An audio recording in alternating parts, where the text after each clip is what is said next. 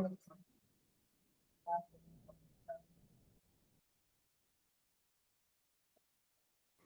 afternoon, ma'am.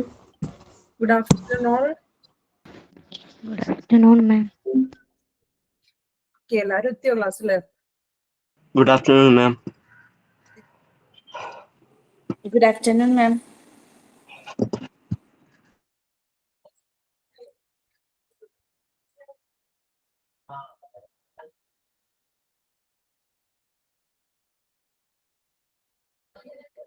Okay, class start ചെയ്യാം നമുക്ക്. Okay, അപ്പൊ നമ്മള് കഴിഞ്ഞ ക്ലാസ്സില് ഇൻവേഷൻ ഡിപ്പാർട്ട്മെന്റ് എന്നുള്ള ഒരു ചാപ്റ്റർ ആണ് നമ്മൾ എടുത്തുകൊണ്ട് പോകുന്നത് അല്ലെ. അപ്പൊ നമുക്ക് ഫസ്റ്റ് തുടങ്ങി നമ്മൾ കഴിഞ്ഞ ക്ലാസ്സിൽ എവിടെയാണ് നിർത്തിയതെന്ന് നോക്കാം.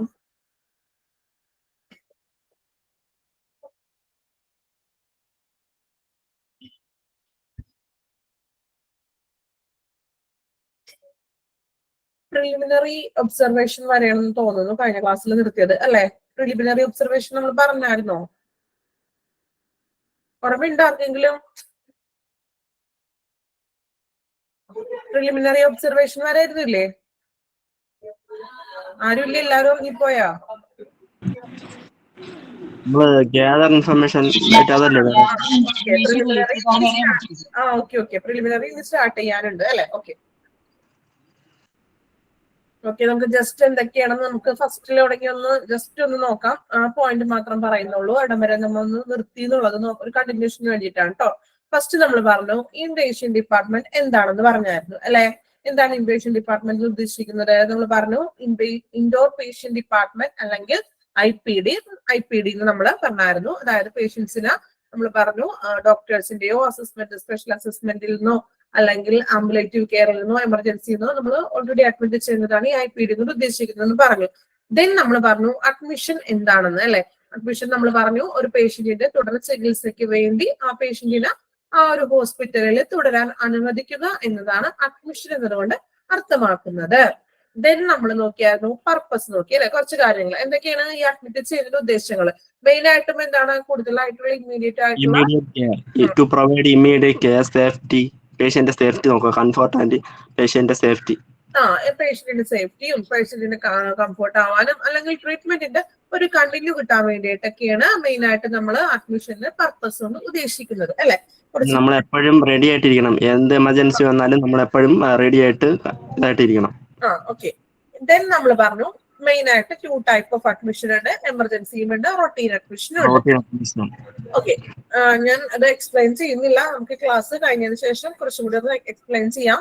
ദെൻ നമ്മൾ നോക്കിയായിരുന്നു അഡ്മിഷൻ പ്രൊസീജിയർ ടു OPD അല്ലെ. പ്രൊസീജിയേഴ്സ് നമ്മൾ പറഞ്ഞായിരുന്നു അല്ലെ. എന്തൊക്കെ കാര്യങ്ങൾ കളക്ട് ചെയ്യണം? നെയിം, ഏജ്, സെക്സ്, എഡ്യൂക്കേഷൻ, അങ്ങനെയുള്ള നമ്മുടെ പേഴ്സണൽ ഡീറ്റെയിൽസ് ഒക്കെ ഒരു പേഷ്യന്റിനെ സംബന്ധിച്ച് വരുന്ന പേഴ്സണൽ ആയിട്ടുള്ള ഡീറ്റെയിൽസ് ഒക്കെ കളക്ട് ചെയ്യണം എന്ന് പറഞ്ഞു അല്ലെ.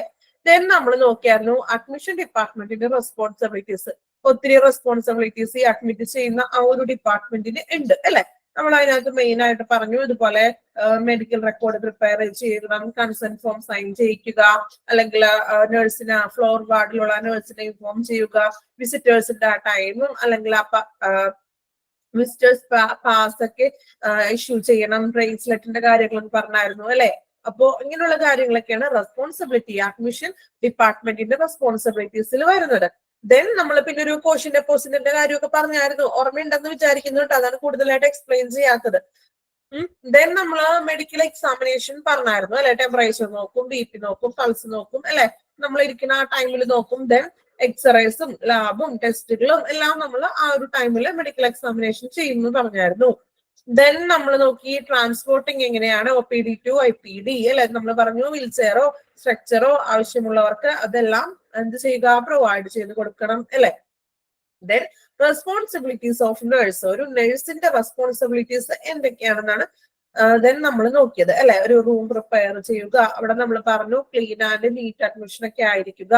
ദെൻ നമ്മൾ ഐഡന്റിഫൈ സെൽഫ് ഓറിയന്റ് പേഷ്യൻസിന്റെ കുറച്ച് പോയിന്റ്സുകൾ പറഞ്ഞായിരുന്നു. Next gather information related to chapter ഏതാണെന്നാണ് ചോദിക്കുന്നത്. കമന്റ് ഇട്ടിട്ടുണ്ടല്ലോ റോഷ്നി. ചാപ്റ്റർ 9 കഴിഞ്ഞ ക്ലാസ്സിൽ ഉണ്ടായിരുന്നില്ല. കഴിഞ്ഞ ക്ലാസ്സിൽ ഇല്ലാത്തവരൊക്കെ ചിലപ്പോൾ ഇപ്പൊ ഉണ്ടാകാം അല്ലെ. അപ്പൊ നിങ്ങൾക്ക് ഒരു കണ്ടിന്യൂഷൻ അതൊരു റെക്കോർഡ് ക്ലാസ് കാണണോട്ടോ അങ്ങനെ ക്ലാസ്സിൽ കയറാം. ഇൻ കേസ് എന്തെങ്കിലും സിറ്റുവേഷനിൽ ക്ലാസ്സിൽ കയറാൻ പറ്റാത്തവര് അറ്റ് ദാറ്റ് ടൈമിൽ തന്നെ റെക്കോർഡ് ക്ലാസ് കാണണം. കാരണം പിറ്റേ ദിവസം നമ്മൾ അതിന്റെ കണ്ടിന്യൂഷൻ ആണല്ലോ എടുക്കുന്നത്, അല്ലെങ്കിൽ നിങ്ങൾക്ക് ഒരു കണക്ഷനും കിട്ടില്ല. അതുകൊണ്ടാണ് ഞാൻ ഓരോ ക്ലാസ്സിലും ഈ കഴിഞ്ഞ ക്ലാസ്സിൽ റിപ്പീറ്റ് ചെയ്ത് ഒന്നും കൂടി ആ ഒരു കണ്ടിന്യൂഷൻ കിട്ടാൻ വേണ്ടിയിട്ടാണ് പറയുന്നത് കേട്ടോ.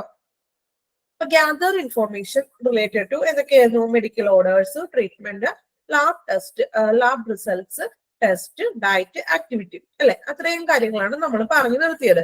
ദെൻ നെക്സ്റ്റ് സെക്ഷനിലോട്ട് പോവുകയാണ്. ഇനി preliminary observation of the patient. Preliminary എന്ന് വെച്ചാൽ എന്താണ്?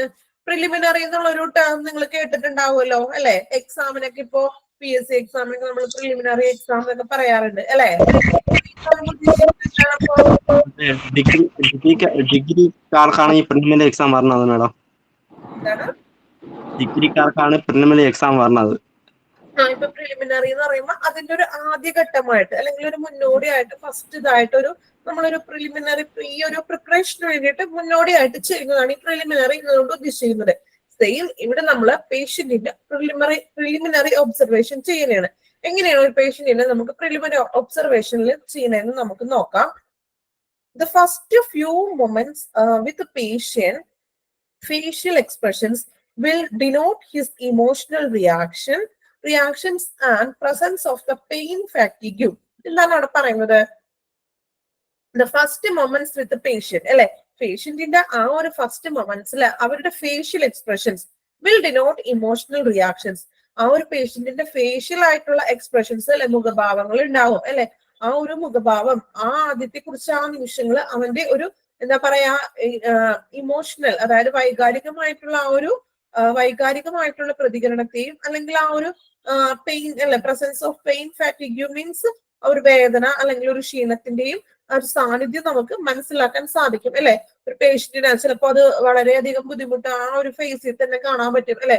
അത്രക്ക് ഒരു എന്താ പറയാ ഒരു എന്തെങ്കിലും അസുഖമായിട്ടോ ബുദ്ധിമുട്ടുള്ള ഒരു പേഷ്യന്റ് ഒരിക്കലും ഹാപ്പി ആയിട്ടായിരിക്കില്ല. ചിലപ്പോൾ എപ്പോഴും ചിരിച്ച് അങ്ങനെ ഹാപ്പി ആയിട്ട് ആക്റ്റീവായിട്ട് ഇരിക്കണം എന്നില്ല അല്ലെ. ക്ലിയർ ആകുന്നില്ല ഞാൻ പറയുന്നത്? ക്ലിയർ ആണോ എല്ലാവർക്കും? ഓക്കെ ആണോ? ഓക്കെ. അപ്പോ എന്താ പറയാ, നമ്മൾക്കറിയാം ഇപ്പൊ ഒരു രോഗികള് ഹോസ്പിറ്റലിൽ ഇരിക്കുന്ന അല്ലെ, അത്രക്ക് എന്തെങ്കിലും ബുദ്ധിമുട്ടുകളൊക്കെ അനുഭവിക്കുന്നുണ്ടാവില്ലേ. ചിലപ്പോ ചിലവർക്ക് അപ്പൊ കുറച്ചു നേരം ചിലപ്പോ വെയിറ്റ് ചെയ്തൊക്കെ ഇരിക്കുമ്പോൾ ചിലപ്പോ ക്ഷീണവും തളർച്ചയും അതൊക്കെ നമുക്ക് എന്താണ്, നമുക്ക് ആ ഫേസിലൂടെ മനസ്സിലാക്കാനായിട്ട് സാധിക്കും. ആ ഒരു തളർച്ചയും ക്ഷീണവും ആ രോഗത്തിൻ്റെതായിട്ടുള്ള ആ ഒരു ബുദ്ധിമുട്ട് നമുക്ക് ഫേസിലൂടെ തന്നെ ആ ഒരു പേഷ്യന്റിന് അറ്റ് ദാറ്റ് ആ മൊമെന്റിൽ ഫസ്റ്റ് ആളെ കാണുമ്പോൾ തന്നെ നമുക്ക് അറിയാൻ പറ്റും ആൾക്ക് ബുദ്ധിമുട്ടൊക്കെ ഉണ്ട്, കുറച്ച് ഫിസിക്കലായിട്ടുള്ള ബുദ്ധിമുട്ടും കാര്യങ്ങളും ഉണ്ട് അല്ലെ. അങ്ങനെയുള്ള കാര്യങ്ങളൊക്കെ നമുക്ക് എന്ത് ചെയ്യാൻ പറ്റും, ആ ഒരു ഫേഷ്യൽ എക്സ്പ്രഷനിലൂടെ നമുക്ക് മനസ്സിലാക്കാനായിട്ട് സാധിക്കും എന്നാണ് പറയുന്നത്. ദെൻ സെക്കൻഡ് പോയിന്റ് നോക്കാം. Any discoloration of skin such as jaundice, cyanosis, facial paralysis should be noted. 3 അസുഖങ്ങളുടെ പേരാണ് അവിടെ പറയുന്നത്. നിങ്ങൾ കേട്ടിട്ടുണ്ട് കാണും അല്ലെ, കേട്ടിട്ടുണ്ടോ? Jaundice, cyanosis, jaundice and facial paralysis. Jaundice എന്താണെന്ന് അറിയാലോ, കേട്ടിട്ടുണ്ടോ? ജോണ്ടിസ് മലമ്പനിയാണോ മാഡം? മഞ്ഞപ്പിത്തം. ജോണ്ടിസ് എന്ന് വെച്ചാല് മഞ്ഞപ്പിത്തം എന്നാണ് ആദ്യമായിട്ട് കേൾക്കുന്നവരാണെങ്കിൽ ആ ടൈം മനസ്സിലൊന്ന് പഠിക്കാതെ ഇപ്പൊ തന്നെ ജോണ്ടിസ്, മഞ്ഞപ്പിത്തം. ദെൻ സിയോനസിസ് എന്ന് പറഞ്ഞിട്ടുണ്ടെങ്കിൽ നമ്മുടെ സ്കിന്നിൽ വരുന്ന അലർജീസിനെയാണ് ഈ സിയോനസിസ് കൊണ്ട് ഉദ്ദേശിക്കുന്നത്. അതായത് ഇപ്പൊ സ്കിന്നില് ഇപ്പോ ചിലവർക്ക് ചിലപ്പോ ഒരു വെള്ള അതുപോലെ സ്ക്രോൾ ചെയ്യാമോ മാഡം? ഓക്കെ. അപ്പോ സിയാനോസിസ് എന്ന് പറഞ്ഞിട്ടുണ്ടെങ്കിൽ സ്കിൻ അലർജി വരുന്ന പ്രോബ്ലംസ് കേട്ടോ. സ്കിന്നിൽ വരുന്ന ഇപ്പോ വല്ല ചൊറിച്ചിലോ അല്ലെങ്കിൽ പൊട്ടലുകളോ, സ്കിന്നിന്റെ നിറം മാറുന്നത് ചിലപ്പോ ഒരു റെഡിഷ് കളറിൽ വരാം, അല്ലെങ്കിൽ ഒരു ഡാർക്ക് ബ്ലൂ കളറിൽ, അങ്ങനെ വരുന്ന സ്കിന്നിൽ വരുന്ന ചേഞ്ചസ് അല്ലെങ്കിൽ ആ സ്കിന്നിന്റെ കളറിൽ വരുന്ന ചേഞ്ചസ്, അങ്ങനെ അലർജിയുടെ പ്രോബ്ലംസ്, അതൊക്കെയാണ് സിയാനോസിസ് എന്ന് ഉദ്ദേശിക്കുന്നത്. ദെൻ ഫേഷ്യൽ പാരലൈസ് എന്ന് പറഞ്ഞിട്ടുണ്ടെങ്കിൽ എന്താ പറയാ, മുഖത്തിന്റെ നമ്മളെ ഒരു മുഖത്ത് ഈ ചർമ്മത്തിന്റെ നിറവ്യത്യാസം അല്ലെങ്കിൽ മുഖത്തെ പക്ഷാഘാതം എന്നൊക്കെ പറയാറില്ലേ, ആ ഒരു ഇതാണ് ഈ ഫേഷ്യൽ പാരലൈസിസ് ഉദ്ദേശിക്കുന്നത്. അപ്പൊ 3 അത് ഓക്കെ. സൈനോസിസ് ബ്ലൂ കളർ അല്ലേ? അതായത് പക്ഷെ കളർ മെൻഷൻ ചെയ്യുന്നില്ല, സ്കിന്നിൽ വരുന്ന അലർജീസിനെയാണ്. അതായത് ഓക്സിജന്റെ അതെ ഓക്സിജൻ ഇല്ലാത്ത അതല്ലേ? അതെ അതെ. അതായത് ഒരു ബ്ലൂ കളറിൽ വരികയോ അല്ലെങ്കിൽ ഏതെങ്കിലും തരത്തിൽ പലവർക്കും ചിലപ്പോൾ പല രീതിയിൽ സ്കിന്നിന്റെ ഈ നിറവ്യത്യാസത്തിൽ വരുന്ന ആ ഒരു ഇത് നമുക്കിവിടെ ജസ്റ്റ് പറയുന്നത് ഈ പോയിന്റ് ഉദ്ദേശിക്കുന്നത് വെച്ചിട്ടുണ്ടെങ്കിൽ എനി ഡിസ്ക്ലറേഷൻ മീൻസ് സ്കിന്നിൽ വരുന്ന എന്തെങ്കിലും മാറ്റം കൊണ്ട് നമുക്ക് ആ ഒരു പേഷ്യന്റിന്റെ അസുഖം മനസ്സിലാക്കാൻ സാധിക്കും എന്നാണ് പറയുന്നത്. അതിന് ജസ്റ്റ് എക്സാമ്പിൾ പോലെ പറയാണ്. ഇപ്പോ എന്താണ് ജോണ്ടിസ് അല്ലെ, മഞ്ഞപ്പിത്തമുള്ള ഒരു വ്യക്തിനെ നമുക്ക് കാണുമ്പോൾ പെട്ടെന്ന് തന്നെ കാഴ്ചയിൽ മനസ്സിലാക്കാൻ സാധിക്കാറില്ലേ? അതായത് എന്താണ് ഒരു ടോട്ടലി ഒരു മഞ്ഞപ്പ് നമുക്ക് ഫീൽ ചെയ്യാറുണ്ട്, തോന്നാറുണ്ട് അല്ലെ? കണ്ണിന് മഞ്ഞപ്പുണ്ട്, ടോട്ടലി ആള് ഒരു നോർമൽ ആ ഒരു സ്കിൻ കളറിൽ നിന്നും വ്യത്യസ്തമായിട്ടും ഒരു മഞ്ഞ നിറം പോലെ നമുക്ക് കാണാൻ സാധിക്കും അല്ലെ? അപ്പൊ അതൊക്കെ ഒരു ഡിസ്ക്ലറേഷൻ, അതായത് സ്കിന്നിന്റെ ഇതനുസരിച്ച് നമുക്ക് ആളെ ഓൾറെഡി നേരത്തെ നമ്മൾ പറഞ്ഞു ആള് ക്ഷീണിച്ചിരിക്കുകയാണോ അല്ലെങ്കിൽ ആളുടെ ഫേഷ്യൽ എക്സ്പ്രഷൻസും ടയേർഡ് ആണോ എന്നത് നോക്കിയിട്ട് ആളുടെ ഇമോഷണൽ റിയാക്ഷൻ നമുക്ക് മനസ്സിലാക്കാൻ സാധിക്കും. നമ്മൾ ഫസ്റ്റ് പോയിന്റിൽ പറഞ്ഞു. സെക്കൻഡ് പോയിന്റ് പറയുന്നത് നമുക്ക് ആളുടെ സ്കിന്നിലോ അല്ലെങ്കിൽ അതാണ് ഞാൻ പറഞ്ഞത്, സ്കിന്നില് നമുക്കിപ്പോ മഞ്ഞപ്പിത്തമാണെങ്കിൽ കണ്ണിന്റെ ആ മഞ്ഞ നിറം വരും, അല്ലെങ്കിൽ ഫേസിൽ മഞ്ഞ നിറം വരും. നമുക്ക് ഓൾറെഡി ആ വ്യക്തിനെ കാണുമ്പോൾ തന്നെ അറിയാനായിട്ട് സാധിക്കും. ദെൻ അതുപോലെ തന്നെ ഒരു ജസ്റ്റ് എക്സാമ്പിൾ പറഞ്ഞെന്നുള്ളൂ, സിയാനോസിസ്, അതായത് ചർമ്മത്തിന്റെ ഇപ്പൊ കളറിൽ വ്യത്യാസം വരുമ്പോൾ അതും നമുക്ക് പെട്ടെന്ന് തന്നെ ക്യാച്ച് ചെയ്യാൻ പറ്റും അല്ലെ? അതുപോലെ തന്നെ ഫേഷ്യൽ പാരലൈസിസ് എന്ന് വെച്ചിട്ടുണ്ടെങ്കിൽ ഈ പക്ഷാഘാതം പോലുള്ളത്. പിന്നെ ചില പേഷ്യൻസിനെ നിങ്ങൾ കണ്ടിട്ട് കാണും, ചിലവർക്ക് ഈ പറഞ്ഞ പോലെ സംസാരിക്കുമ്പോൾ ഇങ്ങനെ ഷിബറിങ് പോലെയൊക്കെ വരുന്ന ഒരു സിറ്റുവേഷൻസ് ഒക്കെ ഉണ്ട് അല്ലെ? അത് അങ്ങനെയുള്ള അതൊക്കെ നമുക്ക് പെട്ടെന്ന് തന്നെ ക്യാച്ച് ചെയ്ത് എന്ത് ചെയ്യാൻ പറ്റും, മനസ്സിലാക്കാനായിട്ട് ഒരു രോഗിക്ക് പെട്ടെന്ന് തന്നെ ആൾക്ക് ഇതാണെന്ന് നമുക്ക് തന്നെ അത് മനസ്സിലാക്കാൻ പറ്റും. അതിനൊരു 3 എക്സാമ്പിൾ പോലെ പറഞ്ഞെന്നുള്ളൂ കേട്ടോ, ജസ്റ്റ് അത് മനസ്സിലാക്കാൻ വേണ്ടി. അതായത് ടോട്ടലി നമ്മൾ ആളെ കാണുമ്പോൾ ആ ഒരു സ്കിന്നിൽ നിന്നോ അങ്ങനെയുള്ളൊരു ചേഞ്ചസ് നമുക്ക് ക്യാച്ച് ചെയ്യാൻ പറ്റുന്ന ഒരു 3 എക്സാമ്പിൾ മാത്രമാണ് ജസ്റ്റ് ഒന്ന് പറഞ്ഞേക്കുന്നത് കേട്ടോ. ഓക്കെ ആയില്ലേ? ഇനി അപ്പൊ ഈ 2 കാര്യങ്ങൾ 2 പോയിന്റ്സ് ക്ലിയർ ആണല്ലോ. ദെൻ നെക്സ്റ്റ് നമ്മൾ നോക്കുന്നത് ചാർട്ടിങ് കേട്ടോ. ചാർട്ടിങ് മീൻസ് ഈ പേഷ്യന്റിന്റെ റിലേറ്റഡ് ആയിട്ട് വരുന്ന കാര്യങ്ങളൊക്കെ എങ്ങനെയൊക്കെയാണ് വരുന്നതെന്നാണ് ഓരോ പോയിന്റ് ആയിട്ട് പറയുന്നത് കേട്ടോ. ചാർട്ടിങ്ങിൽ നമുക്ക് കുറച്ച് പോയിന്റ്സ് ആയിട്ടാണ് തന്നിരിക്കുന്നത്. എളുപ്പമാണ്, നിങ്ങൾക്ക് വായിക്കുമ്പോൾ തന്നെ എളുപ്പം മനസ്സിലാക്കാൻ പറ്റുന്ന പോയിന്റ്സ് ആണ്. ഓക്കെ, ഒരാളൊന്ന് ഫസ്റ്റത്തെ 3 പോയിന്റ് ഒന്ന് വായിക്കൂ. ഓരോരുത്തരായിട്ട് വായിക്കണം കേട്ടോ. ഒരാൾ വായിച്ച് സ്റ്റാർട്ട് ചെയ്യുമ്പോൾ ബാക്കിയുള്ളവർ എന്ത് ചെയ്യാ, മ്യൂട്ട് ചെയ്യുക കേട്ടോ. record all the Record all the basic information in patient record. record all the basic information in patient record. Okay, ഒരാൾ വായിക്കൂ, ബാക്കി എല്ലാവരും മ്യൂട്ട് ചെയ്ത്. ഒരാൾ ബിനോയ് ഇപ്പൊ സ്റ്റാർട്ട് ചെയ്തില്ലേ, ബിനോയ് വായിച്ചോളൂ. Okay, record all the basic information in patient record. Next, second point, clearly mention admission date, time, patient detail, complaints of the clients, any allergies, patient's mental status. Third point വായിച്ചോളൂ. Record in admission register, treatment book, report book, medical legal case, MLC, അതാണ് food form, medical legal case, register, update ward, census and nurses notes. Okay, 3 point ആണ് നമ്മൾ ഫസ്റ്റത്തെ പറഞ്ഞത്. Okay Binoy, first point ഒന്ന് വിശദീകരിക്കാമോ? Okay. പോലെ okay പറഞ്ഞോളൂ. Record all the basic information in patient record. Patient ഒരു റെക്കോർഡിൽ പേഷ്യന്റിനെ സംബന്ധിക്കുന്ന എല്ലാ വിവരവും റെക്കോർഡ് ചെയ്യപ്പെട്ടിരിക്കണം. പേഷ്യൻസിനെ സംബന്ധിച്ച് നമ്മൾ പറഞ്ഞില്ലേ, ഇപ്പൊ ആളുടെ എന്താണ് നെയിം, സെക്സ്, അല്ലെങ്കിൽ അത് പേഴ്സണൽ ആയിട്ടുള്ള എല്ലാ ഡീറ്റെയിൽസും പേഷ്യന്റിന്റെ ഇൻഫർമേഷൻ കളക്ട് ചെയ്ത് റെക്കോർഡ് ചെയ്തിരിക്കണം. Okay, then second point, clearly mention admission date. Patient എന്നാണോ വന്നത് അത് റിപ്പോർട്ടിൽ മെൻഷൻ ചെയ്തിരിക്കണം. പിന്നെ ടൈം, പേഷ്യന്റ് വന്ന സമയം, പിന്നെ ബാക്കിയുള്ള details, complaints of clients, patient ബന്ധുക്കൾ ആരെങ്കിലും ഉണ്ടെങ്കിൽ അവരുടെ ഡീറ്റെയിൽസ്, ഇനി എന്തെങ്കിലും അലർജി ഉണ്ടോ, മെന്റൽ സ്റ്റാറ്റസ്, എന്തെങ്കിലും മെന്റൽ പ്രോബ്ലം എന്തെങ്കിലും ഉണ്ടെങ്കിൽ അത് റെക്കോർഡിൽ മെൻഷൻ ചെയ്തിരിക്കുക. Recording admission register, treatment book, report book, medical legal case, register, update ward, census and nurses note. ഒരു ആശുപത്രിയിൽ ഒരു അഡ്മിഷൻ പേപ്പറും അതുപോലെ പേഷ്യന്റിന്റെ ട്രീറ്റ്മെന്റ് ബുക്കും. ഒരു പേഷ്യന്റിനെ നമ്മൾ ചികിത്സിക്കണമെങ്കിൽ ട്രീറ്റ്മെന്റ് ബുക്കും പിന്നെ റിപ്പോർട്ട് ബുക്കും അങ്ങനെയുള്ള ബാക്കി കാര്യങ്ങളെല്ലാം ആവശ്യമാണ്. ഒരു നേഴ്സ് നോട്ട് ചെയ്ത് വെച്ചിരിക്കണം. അങ്ങനെയുള്ള റിപ്പോർട്ട്സിൽ ഈ പേഷ്യന്റെ കാര്യങ്ങളെ കുറിച്ചുള്ള ഇത് എഴുതി വെച്ചിരിക്കണം. ഓക്കെ, അപ്പൊ നമ്മൾ ഫസ്റ്റ് 3 പോയിന്റിൽ പറഞ്ഞത് ഫസ്റ്റ് വൺ പറഞ്ഞു record all the basic information in patient record അല്ലെ. അതായത് ആ ഒരു പേഷ്യന്റിനെ സംബന്ധിച്ച് വരുന്നിട്ടുള്ള എല്ലാ തരത്തിലുള്ള ബേസിക് അടിസ്ഥാനമായിട്ടുള്ള എല്ലാ രേഖകളും ഇൻഫോർമേഷൻസും അതൊരു റെക്കോർഡിക്കലായിട്ട് റെക്കോർഡ് ചെയ്യുക. ദെൻ സെക്കൻഡ് വൺ പറഞ്ഞു clearly mention admission date, time, patients detail, complaints of the clients, any allergies, patients mental status അല്ലെ. ക്ലിയർലി ആയിട്ട് എന്നാണോ അഡ്മിറ്റ് ചെയ്ത അഡ്മിഷൻ ഡേറ്റ് അതിനകത്ത് ഉൾക്കൊള്ളിച്ചിരിക്കണം, ടൈമിലെ പേഷ്യന്റിന്റെ ആ ടൈം ഉൾക്കൊള്ളിക്കണം, പേഷ്യൻസിന്റെ ഡീറ്റെയിൽസ് ഉൾക്കൊള്ളിച്ചിരിക്കണം. ഇനി അതർ എന്തെങ്കിലും കംപ്ലൈൻസ് ഉണ്ടെങ്കിൽ അത് അതിനകത്ത് ഉൾപ്പെടുത്തണം. ഇനി അലർജീസ്, ചില പേഷ്യൻസിന് നമുക്കറിയാം ചില മെഡിസിനോട് അലർജീസ് ഉണ്ടാവും അല്ലെ. അപ്പൊ അതൊന്നും ശരിക്കും അലർജിയുള്ള അങ്ങനെയുള്ള കേസസുകൾ അതിൽ ഉൾപ്പെടുത്തുക. ദെൻ പേഷ്യൽ മെന്റൽ സ്റ്റാറ്റസ് മീൻസ് അത് കൂടാതെ തന്നെ വേറെ ഏതെങ്കിലും തരത്തില് പേഷ്യൻസിന്റെ ആ ഒരു ഇപ്പോഴത്തെ നിലവാരം അല്ലെങ്കിൽ ആ ട്രീറ്റ്മെന്റിന്റെ അല്ലെങ്കിൽ ആളുടെ ഒരു മാനസികാവസ്ഥ എന്നൊക്കെ നമ്മൾ പറയാറില്ലേ, അങ്ങനെയുള്ള എന്തെങ്കിലും ഇനി ഇഷ്യൂസ് എന്തെങ്കിലും ഉണ്ടെങ്കിൽ അതും കൂടി ഉൾപ്പെടുത്തുക. ദെൻ നമ്മൾ പറഞ്ഞു റെക്കോർഡിംഗ് അഡ്മിഷൻ രജിസ്റ്റർ, ഒരു അഡ്മിഷൻ രജിസ്റ്റർ വേണം.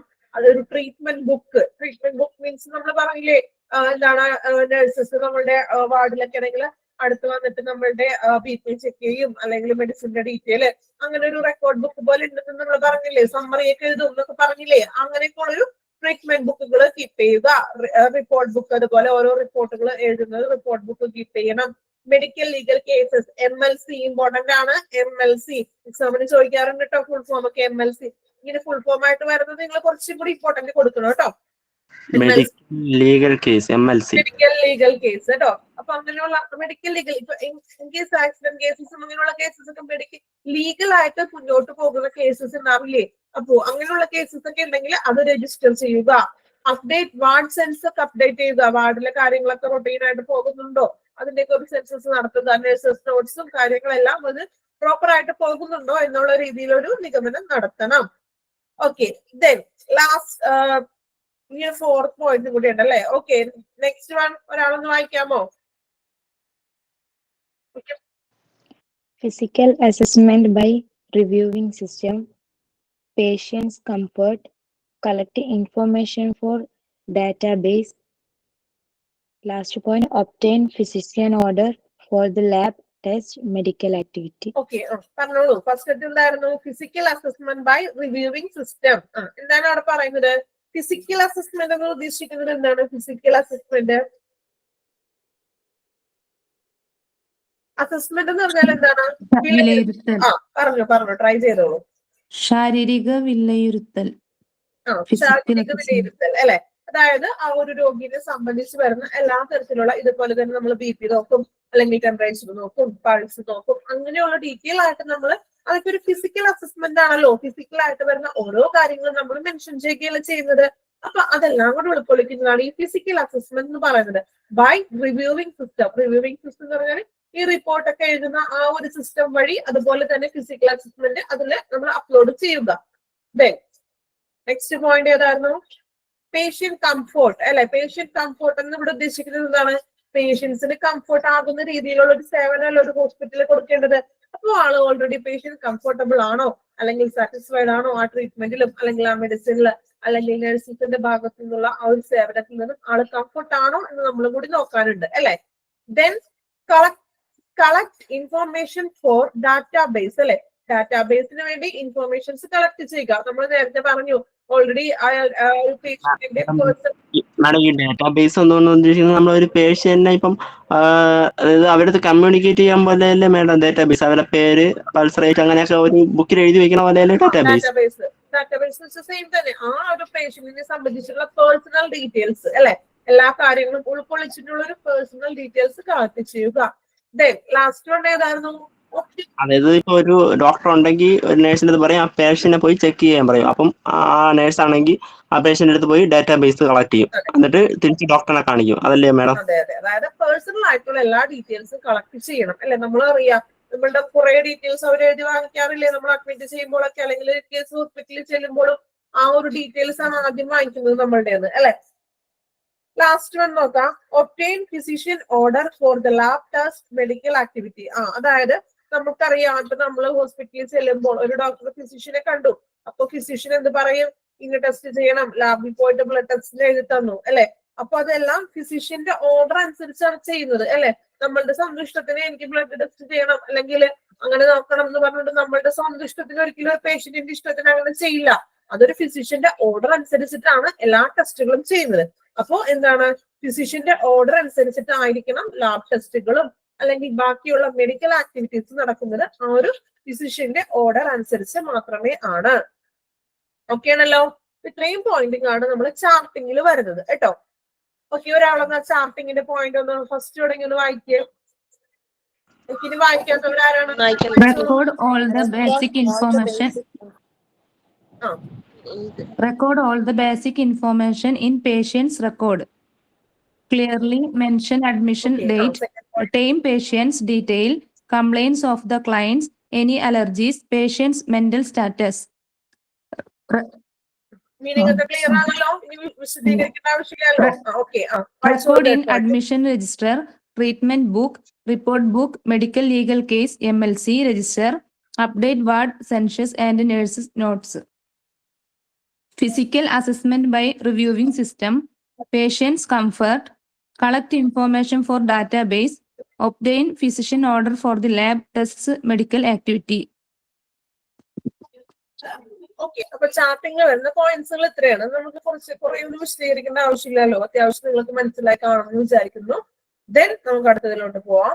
Follow orders by the consultant. ഇനി ഫോളോ ഓർഡേഴ്സ് അല്ലെ, കൺസൾട്ടന്റിന്റെ ഓർഡേഴ്സ് എങ്ങനെയൊക്കെയാണ് ഫോളോ ചെയ്യുന്നതാണ് നോക്കുന്നത് കേട്ടോ. ജസ്റ്റ് എന്താണ് അവിടെ നടക്കുന്നത് എന്നുള്ള കാര്യം മാത്രം പറയുന്നുള്ളൂ കേട്ടോ. ഇതിന് നമുക്ക് കൂടുതൽ എക്സ്പ്ലനേഷൻ ഒന്നും ഇല്ല, ചെയ്യാം. നോക്കാം, നിങ്ങൾക്ക് വായിക്കുമ്പോൾ തന്നെ മനസ്സിലാകും. If any tests are prescribed by doctor, the nurse must make arrangements to carry out the procedures prescribed by doctor if any. കിട്ടിയില്ലേ മീനിങ്? എളുപ്പമല്ലേ? ഒരാളൊന്ന് പറയാമോ അത്? ഇനി പറയാത്ത ഒരാളൊന്ന് ട്രൈ ചെയ്തേ.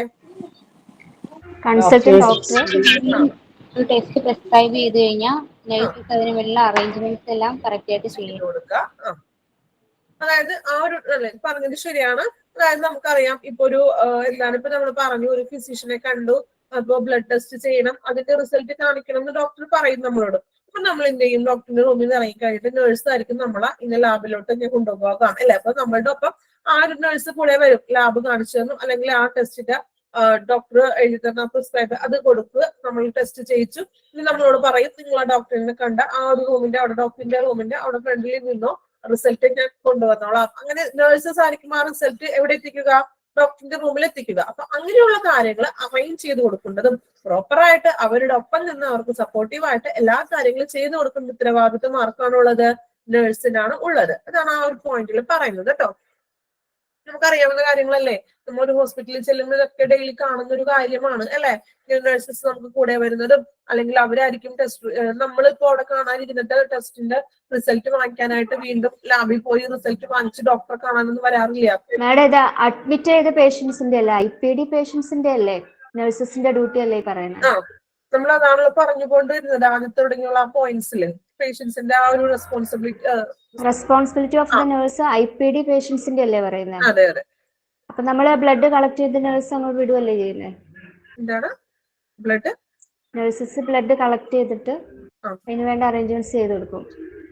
അറേഞ്ച്മെന്റ്സ് അല്ല ഉദ്ദേശിക്കുന്നത്. നമ്മളിപ്പോ ഹോസ്പിറ്റലിൽ ചെല്ലുമ്പോൾ കാണാറില്ലേ, അതായത് ഇപ്പൊ നമ്മള് ബ്ലഡ് ടെസ്റ്റ് ചെയ്യാൻ കൊടുത്തു, ചിലപ്പോ മേ ബി റിസൾട്ട് വാങ്ങിച്ചിട്ടുണ്ടെങ്കിൽ നഴ്സുമാരായിരിക്കില്ലേ റിസൾട്ട് വാങ്ങിച്ച് ഡോക്ടറിന്റെ കയ്യിലോട്ട് കൊണ്ടുവരുന്നത്. ഡോക്ടറിന്റെ റൂമില് നമ്മൾ ഡോക്ടറെ കാണാനിരിക്കുന്ന ആ ടൈമില് ചിലപ്പോൾ നഴ്സസ് ആയിരിക്കും അത് കളക്ട് ചെയ്ത് കൊണ്ടുവരുന്നത്. ഇപ്പൊ എന്താ പറയാ, ഇപ്പൊ കമ്പ്യൂട്ടറൈസേഷൻ ഒക്കെ ആയതുകൊണ്ട് കുറച്ചും കൂടി ചിലപ്പോൾ അത് സിസ്റ്റത്തിലായിരിക്കും റിസൾട്ടും കാര്യങ്ങളൊക്കെ വരുന്നത്. എന്നാലും കൂടുതലും ഇതുപോലെ റിസൾട്ടൊക്കെ നമ്മളുടെ അതിനുവേണ്ടി നമ്മളെ ഹെൽപ്പ് ചെയ്യുന്നതും അതിനു വേണ്ടിയുള്ള ഡീറ്റെയിൽസ് ഡോക്ടറിന്റെ ആ ഒരു നിർദ്ദേശപ്രകാരം അങ്ങനെയുള്ള കാര്യങ്ങൾ അറേഞ്ച് ചെയ്ത് തരുന്നത് നേഴ്സ് ആണെന്നാണ് ഇവിടെ പറയുന്നത്. ഓക്കെ, ദെൻ ലാസ്റ്റ് നമ്മൾക്ക് കുറച്ച് ബാക്കിയുള്ള കാര്യങ്ങൾ എന്തൊക്കെയാണ്? Care of valuable and clothing. ഇനി ക്ലോത്തിങ്ങിന്റെ ഇവിടെ പറയുന്നത് നമ്മൾ ഓരോ സെക്ഷനിലും അല്ലെങ്കിൽ ആ ഒരു ഹോസ്പിറ്റലിൽ നടക്കുന്ന ഓരോ കാര്യങ്ങളും മാത്രമാണ് നമ്മൾ നോർമലി നമ്മൾ കണ്ടിട്ടുള്ളതും അല്ലെങ്കിൽ കേട്ടിട്ടുള്ളതുമായിട്ടുള്ള കാര്യങ്ങൾ തന്നെയാണ് പറയുന്നത് കേട്ടോ. അപ്പൊ കൂടുതൽ ചിലപ്പോൾ എക്സ്പ്ലനേഷനൊക്കെ നിങ്ങൾക്ക് കൂടുതൽ കൺഫ്യൂഷൻ ആവേണ്ട കാര്യമില്ല. നമ്മള് നോർമലി നമ്മളുടെ എന്താണ് ഡേ ടു ഡേ ലൈഫിൽ കാണുന്ന കാര്യങ്ങളും അല്ലെങ്കിൽ കേൾക്കുന്ന കാര്യങ്ങളൊക്കെ തന്നെയാണ്. നിങ്ങൾ അതിൽ കൂടുതൽ കുറേ ഒന്നും അങ്ങനെ എന്താ പറയാ, കുറച്ച് കൺഫ്യൂഷൻ ആവേണ്ട കാര്യമൊന്നും ഇല്ല കേട്ടോ, എളുപ്പമാണ്, കുഴപ്പമില്ല. ഓക്കെ, ദെൻ ആ പോയിന്റ് ഒന്ന് ഒരു പാരഗ്രാഫ്, ചെറിയ പാരഗ്രാഫ് ഉണ്ട്. നെക്സ്റ്റ് വേണം ഒന്ന് വായിച്ചത്. Care of valuables and clothing. If patient is wearing hospital dress, patient's clothing should be handed over to relatives. In case of absence of relatives, clothing is numbered and labeled and kept in store until such time it is handed over to relatives. Encourage the client to send jewelry, money, and other valuables such as watch to home with relatives. Make him understand if he keeps something with himself, it is on his own risk. Okay, എന്താണ് അവിടെ പറയുന്നത്? വായിച്ചിട്ട് മനസ്സിലായോ? മനസ്സിലായി. Okay, പറഞ്ഞോളൂ. Hospital dress ആണ് ഇടുന്നതെന്നുണ്ടെങ്കിൽ അദ്ദേഹത്തിന്റെ on cloth ആയിട്ടുള്ളത് റിലേറ്റീവ്സിന് ഹാൻഡ് ഓവർ ചെയ്യാം. അഥവാ റിലേറ്റീവ്സ് ആരും ഇല്ലാന്നുണ്ടെങ്കിൽ അത് നമ്പർ ചെയ്ത് ലേബിൾ ചെയ്ത് സ്റ്റോറിൽ സൂക്ഷിക്കുക. ഈ ക്ലയൻസിനെ എൻകറേജ് ചെയ്യുക, അവരുടെ വാല്യൂബിൾ ആയിട്ടുള്ള തിങ്സ്, അതായത് മണി, ജ്വല്ലറി എന്തെങ്കിലും ഉണ്ടെങ്കിൽ ഇത് റിലേറ്റീവ്സിന്റെ കൂടെ വീട്ടിലേക്ക് കൊണ്ടുപോകാൻ എൻകറേജ് ചെയ്യുക. ഇനി അഥവാ അവർ കൊണ്ടുപോയില്ല എന്നുണ്ടെങ്കിൽ അവരുടെ റിസ്കിൽ തന്നെ സൂക്ഷിക്കാൻ പറയുക. ഓക്കെ അല്ലെ, പറഞ്ഞ കാര്യങ്ങളൊക്കെ തന്നെയാണ്, എളുപ്പമാണ് അല്ലെ. നോക്കാം. Care of valuable and clothing അല്ലെ. അവിടെ പറയുന്നത് if patient is wearing hospital dress, patients clothes should be handed over the relatives. In case of absence of relatives, clothing is numbered, labeled and kept in store until such time it is handed over to relatives. Encourage the clients to send jewelry, money, and other valuables such as watch to home with relatives. Make him understand if he keeps something with himself, it is on his own risk. അല്ലെ, ആള് പറഞ്ഞ പോലെ തന്നെ നിങ്ങൾ എല്ലാവരും ഒന്ന് mute ചെയ്യണേ, എല്ലാവരും ഒന്ന് മ്യൂട്ട് ചെയ്യണം കേട്ടോ. ക്ലാസ് അങ്ങനെ ഒരാൾ മ്യൂട്ട് ചെയ്തില്ലെങ്കിൽ ഡിസ്റ്റർബ് ആവുന്നുണ്ട്. ഓക്കെ, എല്ലാവരും ഒന്ന് മ്യൂട്ട് ചെയ്യണം കേട്ടോ. ഇൻകേസ് നിങ്ങൾ ചോദിക്കുകയാണെങ്കിൽ ഞാൻ ചോദിക്കുന്നവർ മാത്രം ഒന്ന് ആൻസർ പറഞ്ഞാൽ മതി. എല്ലാവരും മ്യൂട്ട് ചെയ്യണേ, ക്ലാസ് ഡിസ്റ്റർബ് ആവുന്നുണ്ട്. ഓക്കെ, നമ്മൾ പറഞ്ഞു ഇപ്പൊ ഒരു പേഷ്യന്റിനെ നമുക്കറിയാം, ഇപ്പൊ ഓപ്പറേഷൻ തിയേറ്ററിലും അങ്ങനെയൊക്കെ വരുമ്പോൾ നമ്മളുടെ നോർമൽ ഡ്രസ് ആയിരിക്കില്ല, ചിലപ്പോ അവര് അതിന് പ്രത്യേകമായിട്ടുള്ള ഡ്രസ്സും കാര്യങ്ങളും നമുക്ക് തരും അല്ലെ. ഓപ്പറേഷൻ തിയേറ്ററിൽ നിങ്ങൾ കണ്ടിട്ടില്ലേ, അതിന് കംഫർട്ടബിൾ ആയിട്ടുള്ള ഡ്രസ്സുകൾ അവിടെ ഓൾറെഡി അറേഞ്ച് ചെയ്തിട്ടുണ്ട്. അപ്പൊ ആ പേഷ്യന്റിനെ നമുക്ക് തിയേറ്ററിലേക്ക് കൊണ്ടുപോകുമ്പോൾ ആ ഡ്രസ്സ് ആയിരിക്കും നമ്മൾ ഇട്ടിട്ട് അകത്തേക്ക് കയറുന്നത് അല്ലെ. അപ്പൊ നമ്മൾ ഓൾറെഡി ഇട്ട ഡ്രസ്സ് എന്ത് ചെയ്യും, അത് നമ്മുടെ റിലേറ്റീവ്സിന് ഹാൻഡ് ഓവർ ചെയ്ത് കൊടുക്കും അല്ലെ. ഇൻ കേസ് ഇപ്പൊ ഒരു റിലേറ്റീവ്സിന്റെ ആബ്സെൻസ് ഉണ്ട്, ആ ടൈമിൽ ചിലപ്പോൾ റിലേറ്റീവ്സ് ഇല്ല എങ്കിൽ എന്ത് ചെയ്യും, ആ നമ്മളുടെ ആ ഒരു ക്ലോത്തിങ്, ആ ഒരു ഡ്രസ്സ് അവരത് ലേബൽ ചെയ്തിട്ട് ഒരു സ്റ്റോറിൽ വെക്കും, സ്റ്റോറിൽ സൂക്ഷിക്കും. ദെൻ റിലേറ്റീവ്സ് വരുമ്പോ അത് കൈമാറുകയാണ് ചെയ്യുന്നത്. പിന്നെ അതുപോലെ തന്നെ ഇപ്പോ എല്ലാവരും ഒന്ന് മ്യൂട്ട് ചെയ്യണേ. ഇനി ആരാ മ്യൂട്ട് ചെയ്യാത്തത്? ഓക്കെ, ഒന്ന് മ്യൂട്ട് ചെയ്യണം കേട്ടോ. ഞാൻ പറഞ്ഞില്ല, ക്ലാസ്സിൽ നമ്മൾ ഒന്ന് കോപ്പറേറ്റ് ചെയ്യാട്ടോ എല്ലാവരും. ഓക്കെ, അപ്പൊ നമ്മൾ പറഞ്ഞു അപ്പൊ ഡ്രസ്സിന്റെ കാര്യമൊക്കെ ആണല്ലോ. ഇനി തന്നെ പറഞ്ഞത് ക്ലയന്റ്, ഇപ്പൊ നമ്മളുടെ ആ ഒരു പേഷ്യന്റിന് ഇൻ കേസ് ഇപ്പോ ഇതുപോലെ തന്നെ നമ്മളിപ്പോ ഓപ്പറേഷൻ തിയേറ്ററിലൊക്കെ ആണെങ്കിൽ ഗോൾഡും അതൊന്നും അനുവദിക്കില്ല, ജ്വല്ലറീസ് ഒന്നും അങ്ങനെ. എല്ലാം നമുക്ക് അല്ലെങ്കിൽ എല്ലാം ആള് ഓൾറെഡി കയറുന്നതിന് മുൻപ് തന്നെ നമ്മുടെ ജ്വല്ലറീസ് അങ്ങനെയുള്ള കാര്യങ്ങളൊക്കെ എന്ത് ചെയ്യും, റിലേറ്റീവ്സിന് അവർ കൈമാറും അല്ലെ. അങ്ങനെ കൈമാറും. ഇപ്പൊ മണി അല്ലെങ്കിൽ ഇപ്പൊ ആക്സിഡന്റ് കേസസ് ഒക്കെ വരുമ്പോ പേഴ്സും കാര്യങ്ങളൊക്കെ ഉണ്ടാവില്ല, ആളുടെ പോക്കറ്റിൽ ഉണ്ടാവുമല്ലോ. അപ്പൊ അതൊക്കെ എന്ത് ചെയ്യും, ആളുടെ കൂടെ റിലേറ്റീവ്സ് ഉണ്ടെങ്കിൽ ആ ഒരു ഇപ്പൊ വാല്യബിൾ ആയിട്ടുള്ള വാച്ചോ അല്ലെങ്കിൽ അങ്ങനെയുള്ള മണി, ജ്വല്ലറിയും കാര്യങ്ങളൊക്കെ എന്ത് ചെയ്യും, ആ ഒരു പേഷ്യന്റിന്റെ കൂടെ വന്നിട്ടുള്ള റിലേറ്റീവ്സിന് കൈമാറും. ഇൻ കേസ് അങ്ങനെ അല്ലെങ്കിൽ വീട്ടിലേക്ക് കൊടുത്തിട്ട് കൈമാറും അല്ലെ. അങ്ങനെ ഇൻ കേസ് ആളില്ലാന്നുണ്ടെങ്കിൽ ആ ഒരു നഴ്സസിന്റെ സ്വന്തം റിസ്കിൽ തന്നെ സൂക്ഷിക്കണം എന്നാണ് പറയുന്നത്. നിങ്ങൾക്ക് വായിച്ചപ്പോ തന്നെ ഐഡിയ ഒക്കെ കിട്ടിക്കാണുമല്ലോ. കൂടുതൽ വിശദീകരണങ്ങളൊന്നും വേണ്ടാലോ അതിന്. അപ്പൊ അത്രയും ഓക്കെ ആണല്ലോ. ദെൻ നമ്മൾ ഇനി നോക്കാൻ പോകുന്നത് admission from emergency department. Emergency ഡിപ്പാർട്ട്മെന്റിലെ അഡ്മിഷൻ എങ്ങനെയാണെന്നാണ് നമ്മൾ ഇനി നോക്കാൻ പോകുന്നത് കേട്ടോ. നമ്മുടെ ഈ ഒരു ലാസ്റ്റ് പോർഷൻ ആണ് കേട്ടോ ഈ ചാപ്റ്ററിന്റെ. Admission from emergency department. Okay, നമുക്കൊരു 8 പോയിന്റ് ആയിട്ടാണ് തന്നിരിക്കുന്നത്. ആ പോയിന്റ് ആ ഓർഡറിൽ തന്നെ പഠിച്ചു പോയാൽ നിങ്ങൾക്ക് കുറച്ചുകൂടി എളുപ്പമാണ്. ഒരു ഡൗട്ട്, ഇപ്പൊ ഈ പറഞ്ഞ 9 എണ്ണല്ലേ, അത് അഡ്മിഷൻ പ്രൊസീജിയർ ത്രൂ OPD ഉള്ളതല്ലേ? അതെ അതെ, നമുക്ക് അതങ്ങനെ 9 എണ്ണായിട്ട് പഠിക്കാം അല്ലേ? റോമൻ ലെറ്ററിൽ ഇട്ടിട്ടില്ലേ, അത് ആ ഒരു പോയിന്റ് ആയിട്ടാണ് കേട്ടോ. നിങ്ങൾക്ക് ഒബ്ജക്റ്റീവ് ടൈപ്പ് അല്ല എക്സാം, നിങ്ങൾ അങ്ങനെ എന്താ പറയാ ബൈഹാർട്ട് ചെയ്ത് പഠിക്കേണ്ടത് ബൈഹാർട്ട് ചെയ്ത് പഠിക്കുക. പിന്നെ നമുക്ക് എസ്സേ ടൈപ്പ് പോലെ ഒന്നും വരുന്നില്ലല്ലോ. അപ്പൊ അതനുസരിച്ച് ഓരോ പോയിന്റിന്റെ ഉള്ളില് അതിന്റെ ഇമ്പോർട്ടന്റ് ആയിട്ടുള്ള പോയിന്റ്സുകൾ വരുന്നുണ്ട് അല്ലെ. ഞാൻ പറഞ്ഞില്ലേ ഇപ്പൊ ഷോർട്ട് ഫോമുകൾ വരുന്നുണ്ട്, ചില പോയിന്റ്സ് ഒക്കെ ഇമ്പോർട്ടന്റ് ആയിട്ട് വരുന്നുണ്ട്. ഇപ്പൊ ആ നമ്മൾ പറഞ്ഞില്ലേ ഫേഷ്യൽ സ്കിന്നിന്റെ ഒക്കെ പ്രോബ്ലം പെട്ടെന്ന് കൗണ്ട് ചെയ്യാൻ പറ്റുന്ന അസുഖങ്ങള്, ആ ഒരു 3 പേരുകളൊക്കെ പറഞ്ഞില്ലേ, അതൊക്കെ ഇമ്പോർട്ടന്റ് ആണ്. ഓരോ പോയിന്റിന്റെ ഉള്ളിൽ വരുന്ന ഇമ്പോർട്ടന്റ് ആയിട്ടുള്ളത് നിങ്ങൾ ശ്രദ്ധിച്ച് നോക്കി പഠിക്കാം. ഓക്കെ, നമ്മൾ ഒരുമിച്ച് ഇങ്ങനെ എസ്സേ പോലെ ഒന്നും പഠിക്കേണ്ട ആവശ്യമില്ലല്ലോ. നിങ്ങൾ അതിനകത്ത് ഇമ്പോർട്ടന്റ് ആയിട്ടുള്ളത് ഏതൊക്കെയാണോ, അല്ലെങ്കിൽ നമുക്കറിയാലോ വായിക്കുമ്പോൾ ഓരോ പോയിന്റിന്റെ ഉള്ളിൽ ഇതൊരു കാര്യം ഇമ്പോർട്ടന്റ് ആണ്. എക്സാമിന് ഞാൻ പരമാവധി പറയാറുണ്ട്, എക്സാമിന് ചോദിക്കാൻ ചാൻസ് ഉള്ള ക്വസ്റ്റ്യൻസ് എന്തൊക്കെയാണ്, അല്ലെങ്കിൽ അങ്ങനെയുള്ള ഇമ്പോർട്ടന്റ് ആയിട്ടുള്ള പറയാറുണ്ട്. അപ്പൊ അതൊക്കെ ഒന്ന് നിങ്ങൾ എന്ത് ചെയ്യുക, ലെക്ചർ നോട്ട് പോലെ നോട്ട് ചെയ്ത് വെക്കാം കേട്ടോ. Okay ma'am. ഓക്കെ, അപ്പൊ നമ്മൾ ഇനി അഡ്മിഷൻ പ്രൊസീജിയർ ആണ് നോക്കുന്നത് കേട്ടോ. ഈ ചാപ്റ്ററിലെ ലാസ്റ്റ് ഒരു സെക്ഷൻ ആണ് അഡ്മിഷൻ ഫ്രം എമർജൻസി ഡിപ്പാർട്ട്മെന്റ്. ഈസിയാണ്, നമുക്ക് വായിക്കുമ്പോൾ തന്നെ നിങ്ങൾക്ക് എല്ലാത്തിന്റെ മീനിങ് പെട്ടെന്ന് കിട്ടും. അങ്ങനെ സിമ്പിൾ ആയിട്ട് പറയാൻ പറ്റുന്ന ഒരു ഇതാണ്. ഓക്കെ, 8 പോയിന്റ് ഉണ്ട്. ഓരോ പോയിന്റും ഓരോരുത്തരും ഇനി വായിക്കാത്തവർ കേട്ടോ, ഇതുവരെ ഒന്നും വായിക്കാത്ത ആളുകള് വായിക്കുക. ഒന്നാമത്തെ പോയിന്റ് വായിച്ച ഒരാളെ ഇതുവരെ When they When get they confirmation, ഒരാള് confirmation that a patient has arrived with an emergency to the hospital campus, the first thing they do is give a call to ward boys and patient attends to shift the patient from ambulance to stretcher. Okay, Surabhi വായിച്ചതിന്റെ meaning ഒന്ന് പറയാമോ? എളുപ്പമല്ലേ, ഒന്ന് try ചെയ്ത് എന്തെങ്കിലും emergency കേസിൽ ഹോസ്പിറ്റലിലേക്ക് കൊണ്ടുവരികയാണെങ്കിൽ ആദ്യം തന്നെ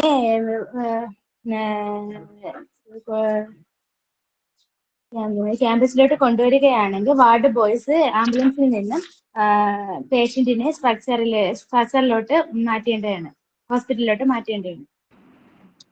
എമർജൻസി ഡിപ്പാർട്ട്മെന്റിലോട്ട് മാറണം. ബിനോയ് ഒന്ന് ക്ലിയർ ചെയ്ത് ഒന്നും കൂടി പറയൂ. സുരഭി പറഞ്ഞത് ശരിയാണ്, ടോക്കിയാണ്. ഓക്കെ, ബിനോയ് ഒന്ന് ട്രൈ ചെയ്ത് നോക്കി first point.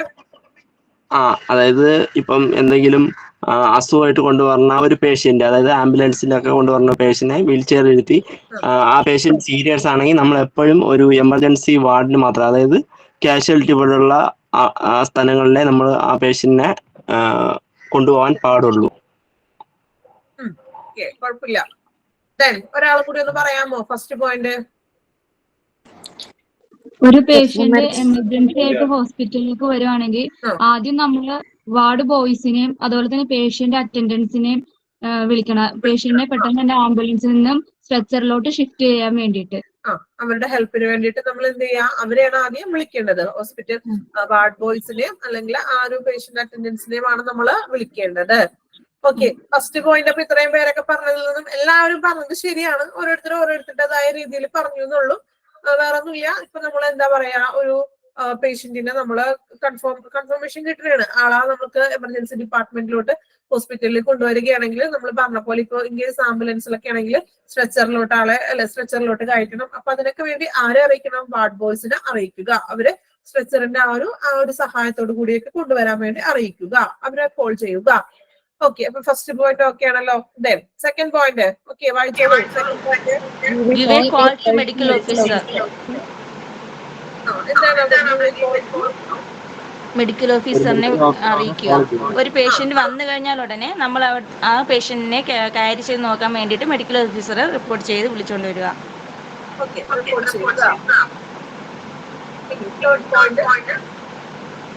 After the medical officer examines the patient, they ask him as to where they have to shift a patient. Revathi, medical officer examine ചെയ്തതിന് ശേഷം എവിടേക്കാണ് ആ പേഷ്യന്റിനെ ഷിഫ്റ്റ് ചെയ്യേണ്ടത് എന്ന് അദ്ദേഹം പറയും. ആരാണ് പറയുന്നത്?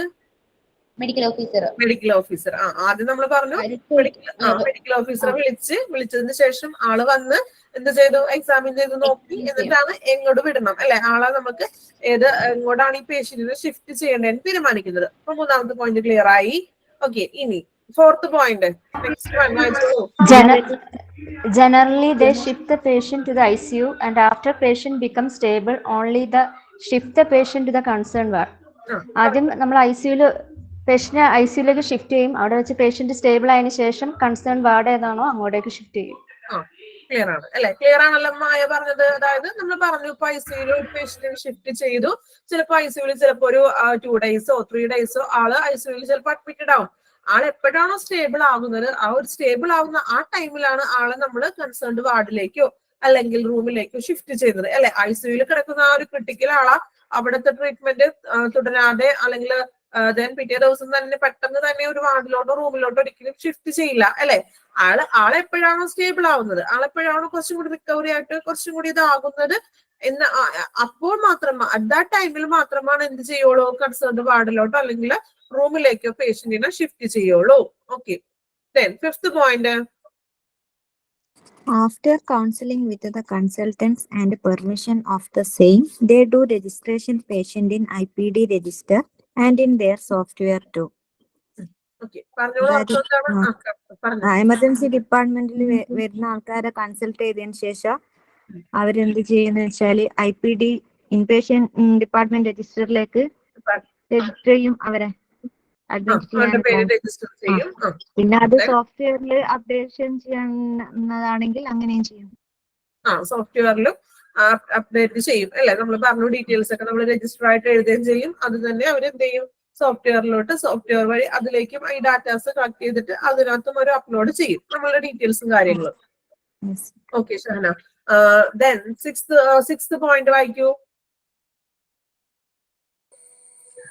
Fill the patient consent form and after telling them the purpose and meaning of the form, get it signed by the patient relatives. അതായത് ഇപ്പൊ പേഷ്യന്റിന്റെ ഡീറ്റെയിൽ ആയിട്ടുള്ള കാര്യങ്ങൾ അവരുടെ റിലേറ്റീവ്സിനോട് പറഞ്ഞിട്ട് കൺസെന്റ് ഫോമിൽ സൈൻ ചെയ്യിപ്പിക്കും. ആരാണ് സൈൻ ചെയ്യുന്നത്? Patient relatives. Okay, relatives. അതായത് പേഷ്യന്റ് നമ്മൾ കഴിഞ്ഞ ക്ലാസ്സിലൊക്കെ ഫിഫ്ത് പോയിന്റ് ഒന്ന് പറയാമേ? ഫിഫ്ത് ആണോ? യെസ്. ഓക്കെ, ഫിഫ്ത് നമ്മൾ പറഞ്ഞത് after counselling with consultant and permission of the same they do registration patient in IPD register. നമ്മൾ പറഞ്ഞു ആളെ നമ്മൾ ഹോസ്പിറ്റലിലേക്ക് കൊണ്ടുവരുമ്പോൾ രജിസ്റ്റർ ചെയ്യണ്ടേ? IPD രജിസ്റ്റർ മീൻസ് ഇൻഡോർ പേഷ്യന്റിന്റെ ആ രജിസ്റ്ററിൽ ആളുടെ പേര് ഡീറ്റെയിൽസും കാര്യങ്ങളൊക്കെ രജിസ്റ്റർ ചെയ്യും. അതിനോടൊപ്പം തന്നെ അത് സോഫ്റ്റ്വെയറിലേക്കും കൂടി അത് അപ്ലോഡ് ചെയ്യും. നമ്മൾ പറഞ്ഞില്ല ഇപ്പൊ കമ്പ്യൂട്ടറൈസേഷനിലെ എല്ലാ ഹോസ്പിറ്റലുകളിലും.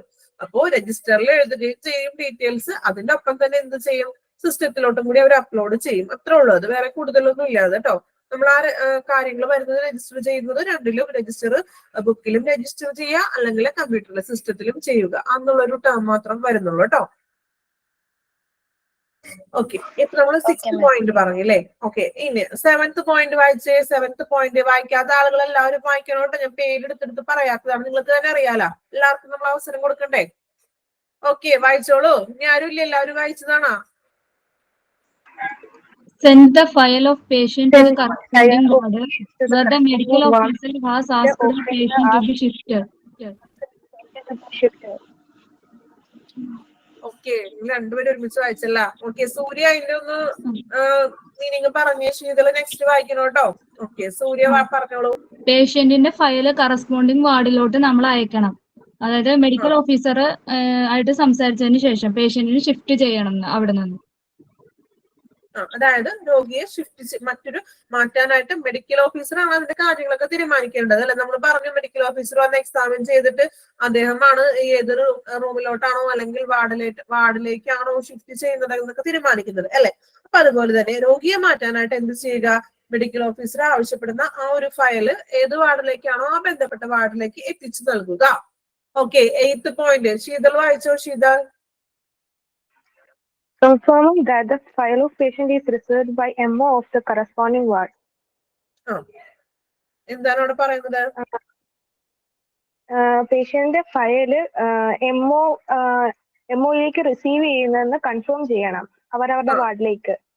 നമ്മൾ പറഞ്ഞു മെഡിക്കൽ, അതിക്ക് മുന്നത്തെ പോയിന്റ് പറഞ്ഞു മെഡിക്കൽ ഓഫീസർക്ക് രോഗിയുടെ ഫയല് ബന്ധപ്പെട്ട വാർഡിൽ അയക്കുക എന്ന് പറഞ്ഞു. ഇനി കൺഫേം ചെയ്യുക എന്ന്, അതായത് ആ രോഗിയുടെ ഫയല് ആ ബന്ധപ്പെട്ട വാർഡിൽ ഈ MOയ്ക്ക്, MO മീൻസ് മെഡിക്കൽ ഓഫീസർ കേട്ടോ. MO കണ്ടടക്കൊക്കെ അങ്ങനെയൊക്കെ ചോദിച്ചേക്കണ കൺഫ്യൂഷനൊക്കെ ഉണ്ടാക്കും ഇങ്ങനെയുള്ള ക്വസ്റ്റ്യൻസ് ഒക്കെ കേട്ടോ. MO എന്നൊക്കെ പറയുമ്പോ പെട്ടെന്ന് നമുക്ക് ഐഡിയ കിട്ടൂല. ഇത്രയും നേരം നമ്മൾ എന്താ മെഡിക്കൽ ഓഫീസർ എന്ന് വായിച്ച് ദെൻ വന്നപ്പോ എംഒ എന്ന് ഇട്ടേക്കണം. അതൊക്കെ നിങ്ങൾ പെട്ടെന്ന് ക്യാച്ച് ചെയ്ത് കണ്ടുപിടിക്കണം കേട്ടോ, അല്ലെങ്കിൽ കൺഫ്യൂഷൻ ആയി പോകരുത്. അപ്പൊ മെഡിക്കൽ ഓഫീസർക്ക് എന്താ പറയാ ലഭിച്ചതായിട്ട് അത് കൺഫേം ചെയ്യണം, സ്ഥിരീകരിക്കുക. അപ്പൊ ഇത്രയും കാര്യങ്ങളാണ് ഒരു അഡ്മിഷൻ, എമർജൻസി ഡിപ്പാർട്ട്മെന്റിലെ അഡ്മിഷനിൽ വരുന്നത്. 8 പോയിന്റുകളാണ്. ഒന്നും കൂടി റിപ്പീറ്റ് ചെയ്ത് വായിക്കാം. ഞാൻ വായിക്കുമ്പോൾ നിങ്ങൾ എന്റെ ഒപ്പം തന്നെ സ്ക്രീനിൽ വായിക്കുക, അല്ലെങ്കിൽ കയ്യിൽ കോപ്പി ഉണ്ടെങ്കിൽ അതിനകത്തൊന്ന് വായിച്ചു പോകണം കേട്ടോ. ഇപ്പൊ തന്നെ ഈ പോയിന്റുകൾ പഠിച്ചു പോവുക. നോക്കിയേ, ഫസ്റ്റ് പോയിന്റ് എന്തായിരുന്നു? When they get confirmation that patient has arrived with an emergency to the hospital campus, first thing they do is give a call to ward boys. Mute ചെയ്യുന്നോട്ട് എല്ലാവരും നിങ്ങൾ സ്വയം ഒന്ന് വായിക്കുക, സ്ക്രീനിൽ സ്വയം വായിക്കുക, ബാക്കി എല്ലാവരും മ്യൂട്ട് ചെയ്യുക കേട്ടോ. Okay. When they get confirmation that a patient has arrived with an emergency to the hospital campus, the first thing they do is give a call to ward boys and patient attendants to shift the patient from ambulance to stretcher. Meaning ഒന്ന് മനസ്സിലൊന്ന് mind ചെയ്യുക, മൈൻഡിലൊന്ന് എന്താണെന്ന് meaning ഒക്കെ ഒന്ന് ആലോചിച്ച് നോക്കുക, മനസ്സിലൊന്ന് കാണുക. Then second point, ഇങ്ങനെ ഓരോ പോയിന്റ് വായിക്കുമ്പോൾ നിങ്ങൾ വായിക്കുക, ഇതിനൊപ്പം തന്നെ അതിന്റെ മീനിങ് എന്താണെന്ന് നിങ്ങൾ സ്വയം ഒന്ന് മനസ്സിലൊന്ന് കാണുക കേട്ടോ. Give a call to medical officer, medical ഓഫീസറെ വിളിച്ചു. പിന്നെന്താണ്? Then after the medical officer examined the patient, they ask him as to where they have shift to patient. Medical officer വിളിച്ചു, then അയാൾ വന്ന് എക്സാമിൻ ചെയ്തു, ഏത് ഡിപ്പാർട്ട്മെന്റിലോട്ട് ഷിഫ്റ്റ് ചെയ്യണമെന്ന് തീരുമാനിച്ചു. Generally they shift the patient to the ICU, and after patient becomes stable, only the shift the patient to the concerned ward. General ആയിട്ട് ഇപ്പോ പറയുകയാണെങ്കിൽ പേഷ്യന്റിനെ ഐസിയുയിൽ അഡ്മിറ്റ് ആക്കി ആള് സ്റ്റേബിൾ ആയതിനു ശേഷം മാത്രമേ എന്ത് ചെയ്യുള്ളൂ? കൺസേൺഡ് വാർഡിലേക്ക് ഷിഫ്റ്റ് ചെയ്യുള്ളൂ. Then fifth point, after counseling with the consultant and permission of the state, they do registration patient in IPD register and their software 2 IPD രജിസ്റ്ററിൽ അപ്ലോഡ് ചെയ്യുക. അതിനോടൊപ്പം തന്നെ സോഫ്റ്റ്വെയറിലും കൂടി അത് അപ്ലോഡ് ചെയ്യണം. Fill the patient consent form, and after telling them the purpose and the meaning of the form, get it signed by the patient relatives. Consent form പേഷ്യൻസിനെ വായിച്ച് അതിന്റെ കാര്യങ്ങളൊക്കെ ഡീറ്റെയിൽഡ് ആയിട്ട് വായിച്ച് അതിനെ പറ്റി പറഞ്ഞു കൊടുത്തതിന് ശേഷം ആളെ കൊണ്ട് എന്ത് ചെയ്യുക? റിലേറ്റീവ്സിനെ കൊണ്ട് സൈൻ ചെയ്യിപ്പിക്കുക.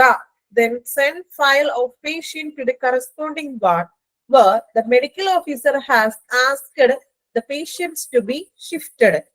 രോഗിയെ മാറ്റാനായിട്ട് മെഡിക്കൽ ഓഫീസർ ആവശ്യപ്പെട്ടാൽ രോഗിയുടെ ഫയല് ബന്ധപ്പെട്ട വാർഡിലേക്ക് എത്തിക്കുക.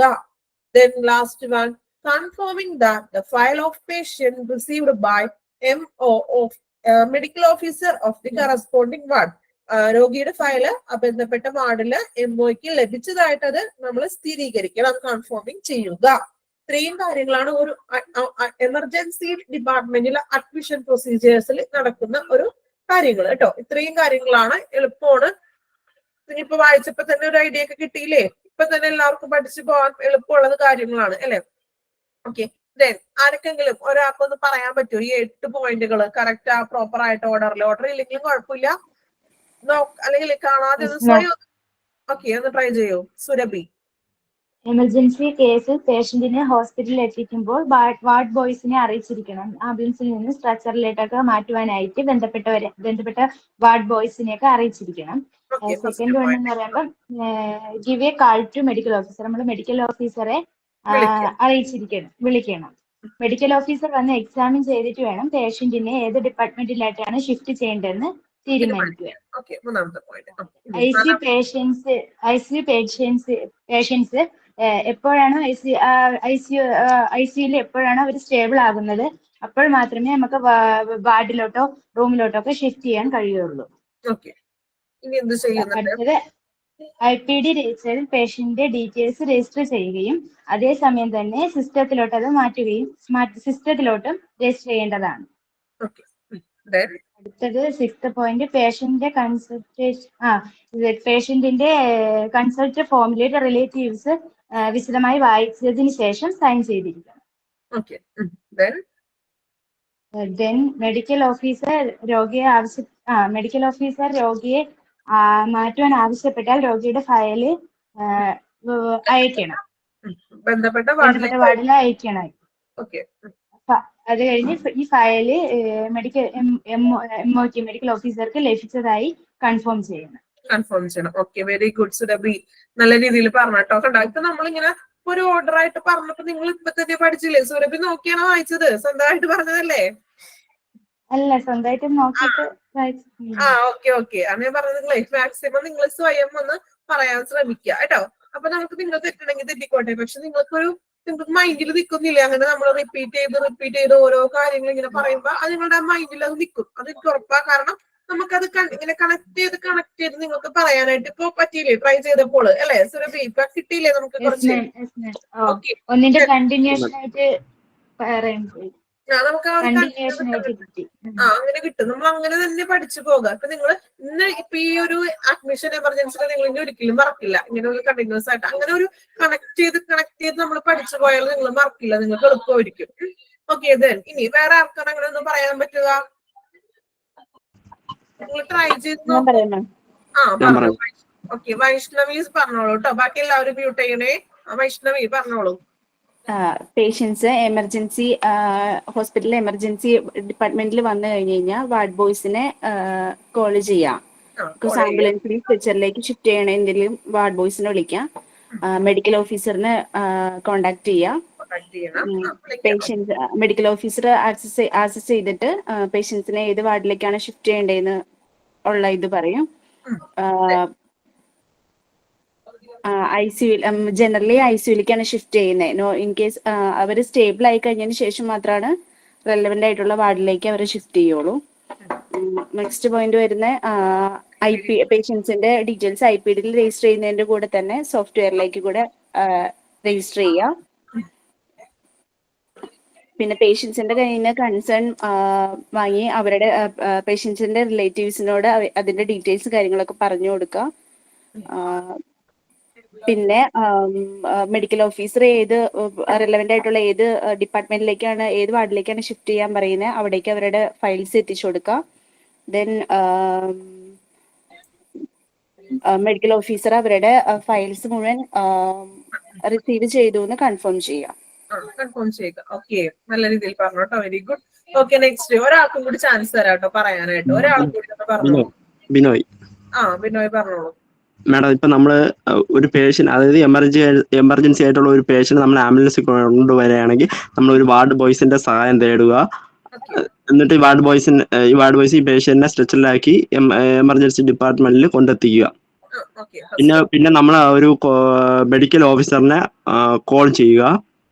പിന്നെ അതുപോലെ തന്നെ ഇപ്പൊ ഒരു പേഷ്യന്റ് കൊണ്ടുപോകാനാണെങ്കിൽ നമ്മൾ ഒരു മെഡിക്കൽ ഓഫീസറെ സഹായം തേടണം. അപ്പൊ ആ മെഡിക്കൽ ഓഫീസർ പറയും ഈ പേഷ്യന്റ് കണ്ടീഷൻ അനുസരിച്ചായിരിക്കും ഈ ഒരു പേഷ്യന്റെ ഇത്, അതായത് ഈ പേഷ്യന്റ് എവിടെയാണ് അഡ്മിറ്റ് ചെയ്യണമെന്ന് ഈ മെഡിക്കൽ ഓഫീസർ പറയുക. ഹലോ, കണ്ടീഷൻ അനുസരിച്ച് ഈ പേഷ്യന്റ് ഏത് ഡിപ്പാർട്ട്മെന്റിലോട്ട് മാറ്റണമെന്ന് ഈ മെഡിക്കൽ ഓഫീസർ പറയും. പിന്നെ അതുപോലെ തന്നെ ഈ പേഷ്യന്റ് സ്റ്റേബിളിനനുസരിച്ച് ഈ പേഷ്യന്റെ കൺസേൺ വാർഡിലോട്ട് അഡ്മിറ്റ് ചെയ്യുക.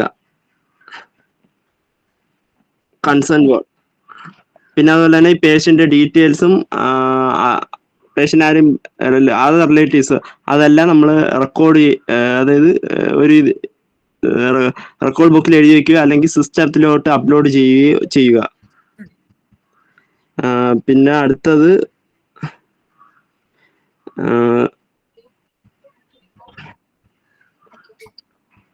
കൺസെന്റ് ഫോമിൽ സൈൻ ചെയ്യുന്നത്. അടുത്തത് കൺസേൺ ഫോമിൽ ഈ മെഡിക്കൽ ഓഫീസർ സൈൻ ചെയ്യുന്ന കാര്യങ്ങളെ പറ്റിയും ഇതിൽ പറയുന്നുണ്ട്. പിന്നെ അതുപോലെ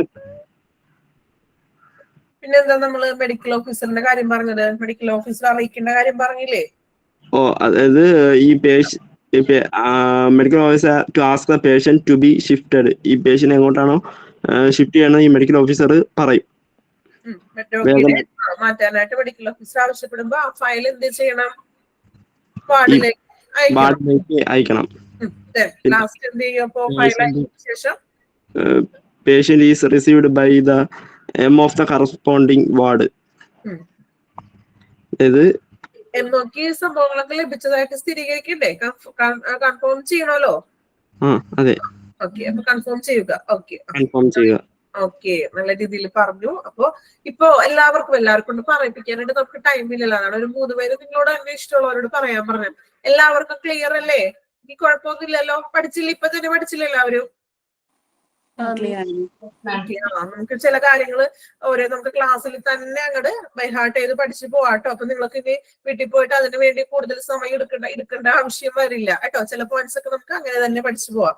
നിങ്ങൾ ഓരോ ക്ലാസ്സും അന്ന് തന്നെ നോക്കുന്നുണ്ടോ? ഡെയിലി എല്ലാവരും നോക്കുന്നുണ്ടോ? ഡെയിലി ഫോളോ ചെയ്യുന്നുണ്ടോ ഓരോ ക്ലാസ്സുകളും? നോക്കുന്നുണ്ട് മാഡം. ഇപ്പൊ ഓരോ ക്ലാസ്സുകൾ ഏതെങ്കിലും സാഹചര്യത്തിൽ നിങ്ങൾക്ക് ചിലപ്പോൾ ക്ലാസ്സിൽ കയറാൻ പറ്റാത്ത സിറ്റുവേഷൻസ് ഒക്കെ വരാം അല്ലെ? അപ്പൊ അങ്ങനെയുള്ള സിറ്റുവേഷൻസ് നിങ്ങൾ ഉടനെ തന്നെ റെക്കോർഡ് ക്ലാസ്സുകൾ കാണണം കേട്ടോ. എന്നാൽ മാത്രമേ നമുക്ക് ആ നെക്സ്റ്റ് ക്ലാസ്സിൽ കയറുമ്പോൾ കണ്ടിന്യൂഷൻ വരും. ചിലപ്പോൾ കഴിഞ്ഞ ക്ലാസ്സിൽ ഇല്ലാത്തവരാണെങ്കിൽ ഈ ഒരു ക്ലാസ് കാണുമ്പോൾ ചിലപ്പോൾ നിങ്ങൾക്ക് ഒരു ഐഡിയയും കിട്ടില്ല. പിന്നെ ഞാൻ കൂടുതലായിട്ട് റിപ്പീറ്റ് ചെയ്ത് പറയാറുണ്ട്. അതുകൊണ്ട് തന്നെയാണ് പറയുന്നത്. ചിലപ്പോൾ ഒരു ക്ലാസ്സിൽ കയറാത്തവരൊക്കെ ആയിരിക്കാം ചിലപ്പോൾ ഈ ക്ലാസ്സിൽ കയറിയിരിക്കുന്നത്. അപ്പോ നമുക്ക് റിപ്പീറ്റ് ചെയ്ത് പിന്നെ നമുക്കത് കൂടുതൽ എക്സ്പ്ലനേഷൻ ചെയ്യാനായിട്ട് ചിലപ്പോൾ ടൈം കിട്ടില്ല. ചിലപ്പോൾ 1 hour കൊണ്ട് ഓരോ ഇത്ര പോർഷൻസ് ആണല്ലോ നമ്മൾ എടുക്കുന്നത്. നിങ്ങൾക്ക് ഓവറായിട്ട് എടുക്കുന്നില്ല. കാരണം കുറെ നമുക്ക് തന്നിട്ടുണ്ടെങ്കിൽ നിങ്ങൾക്കും അതൊരു ബുദ്ധിമുട്ടാണ് പഠിക്കാനായിട്ട് അല്ലെ? ഓരോ ടീച്ചേഴ്സിനെ നിങ്ങൾക്ക് പഠിക്കാനുണ്ടാവും.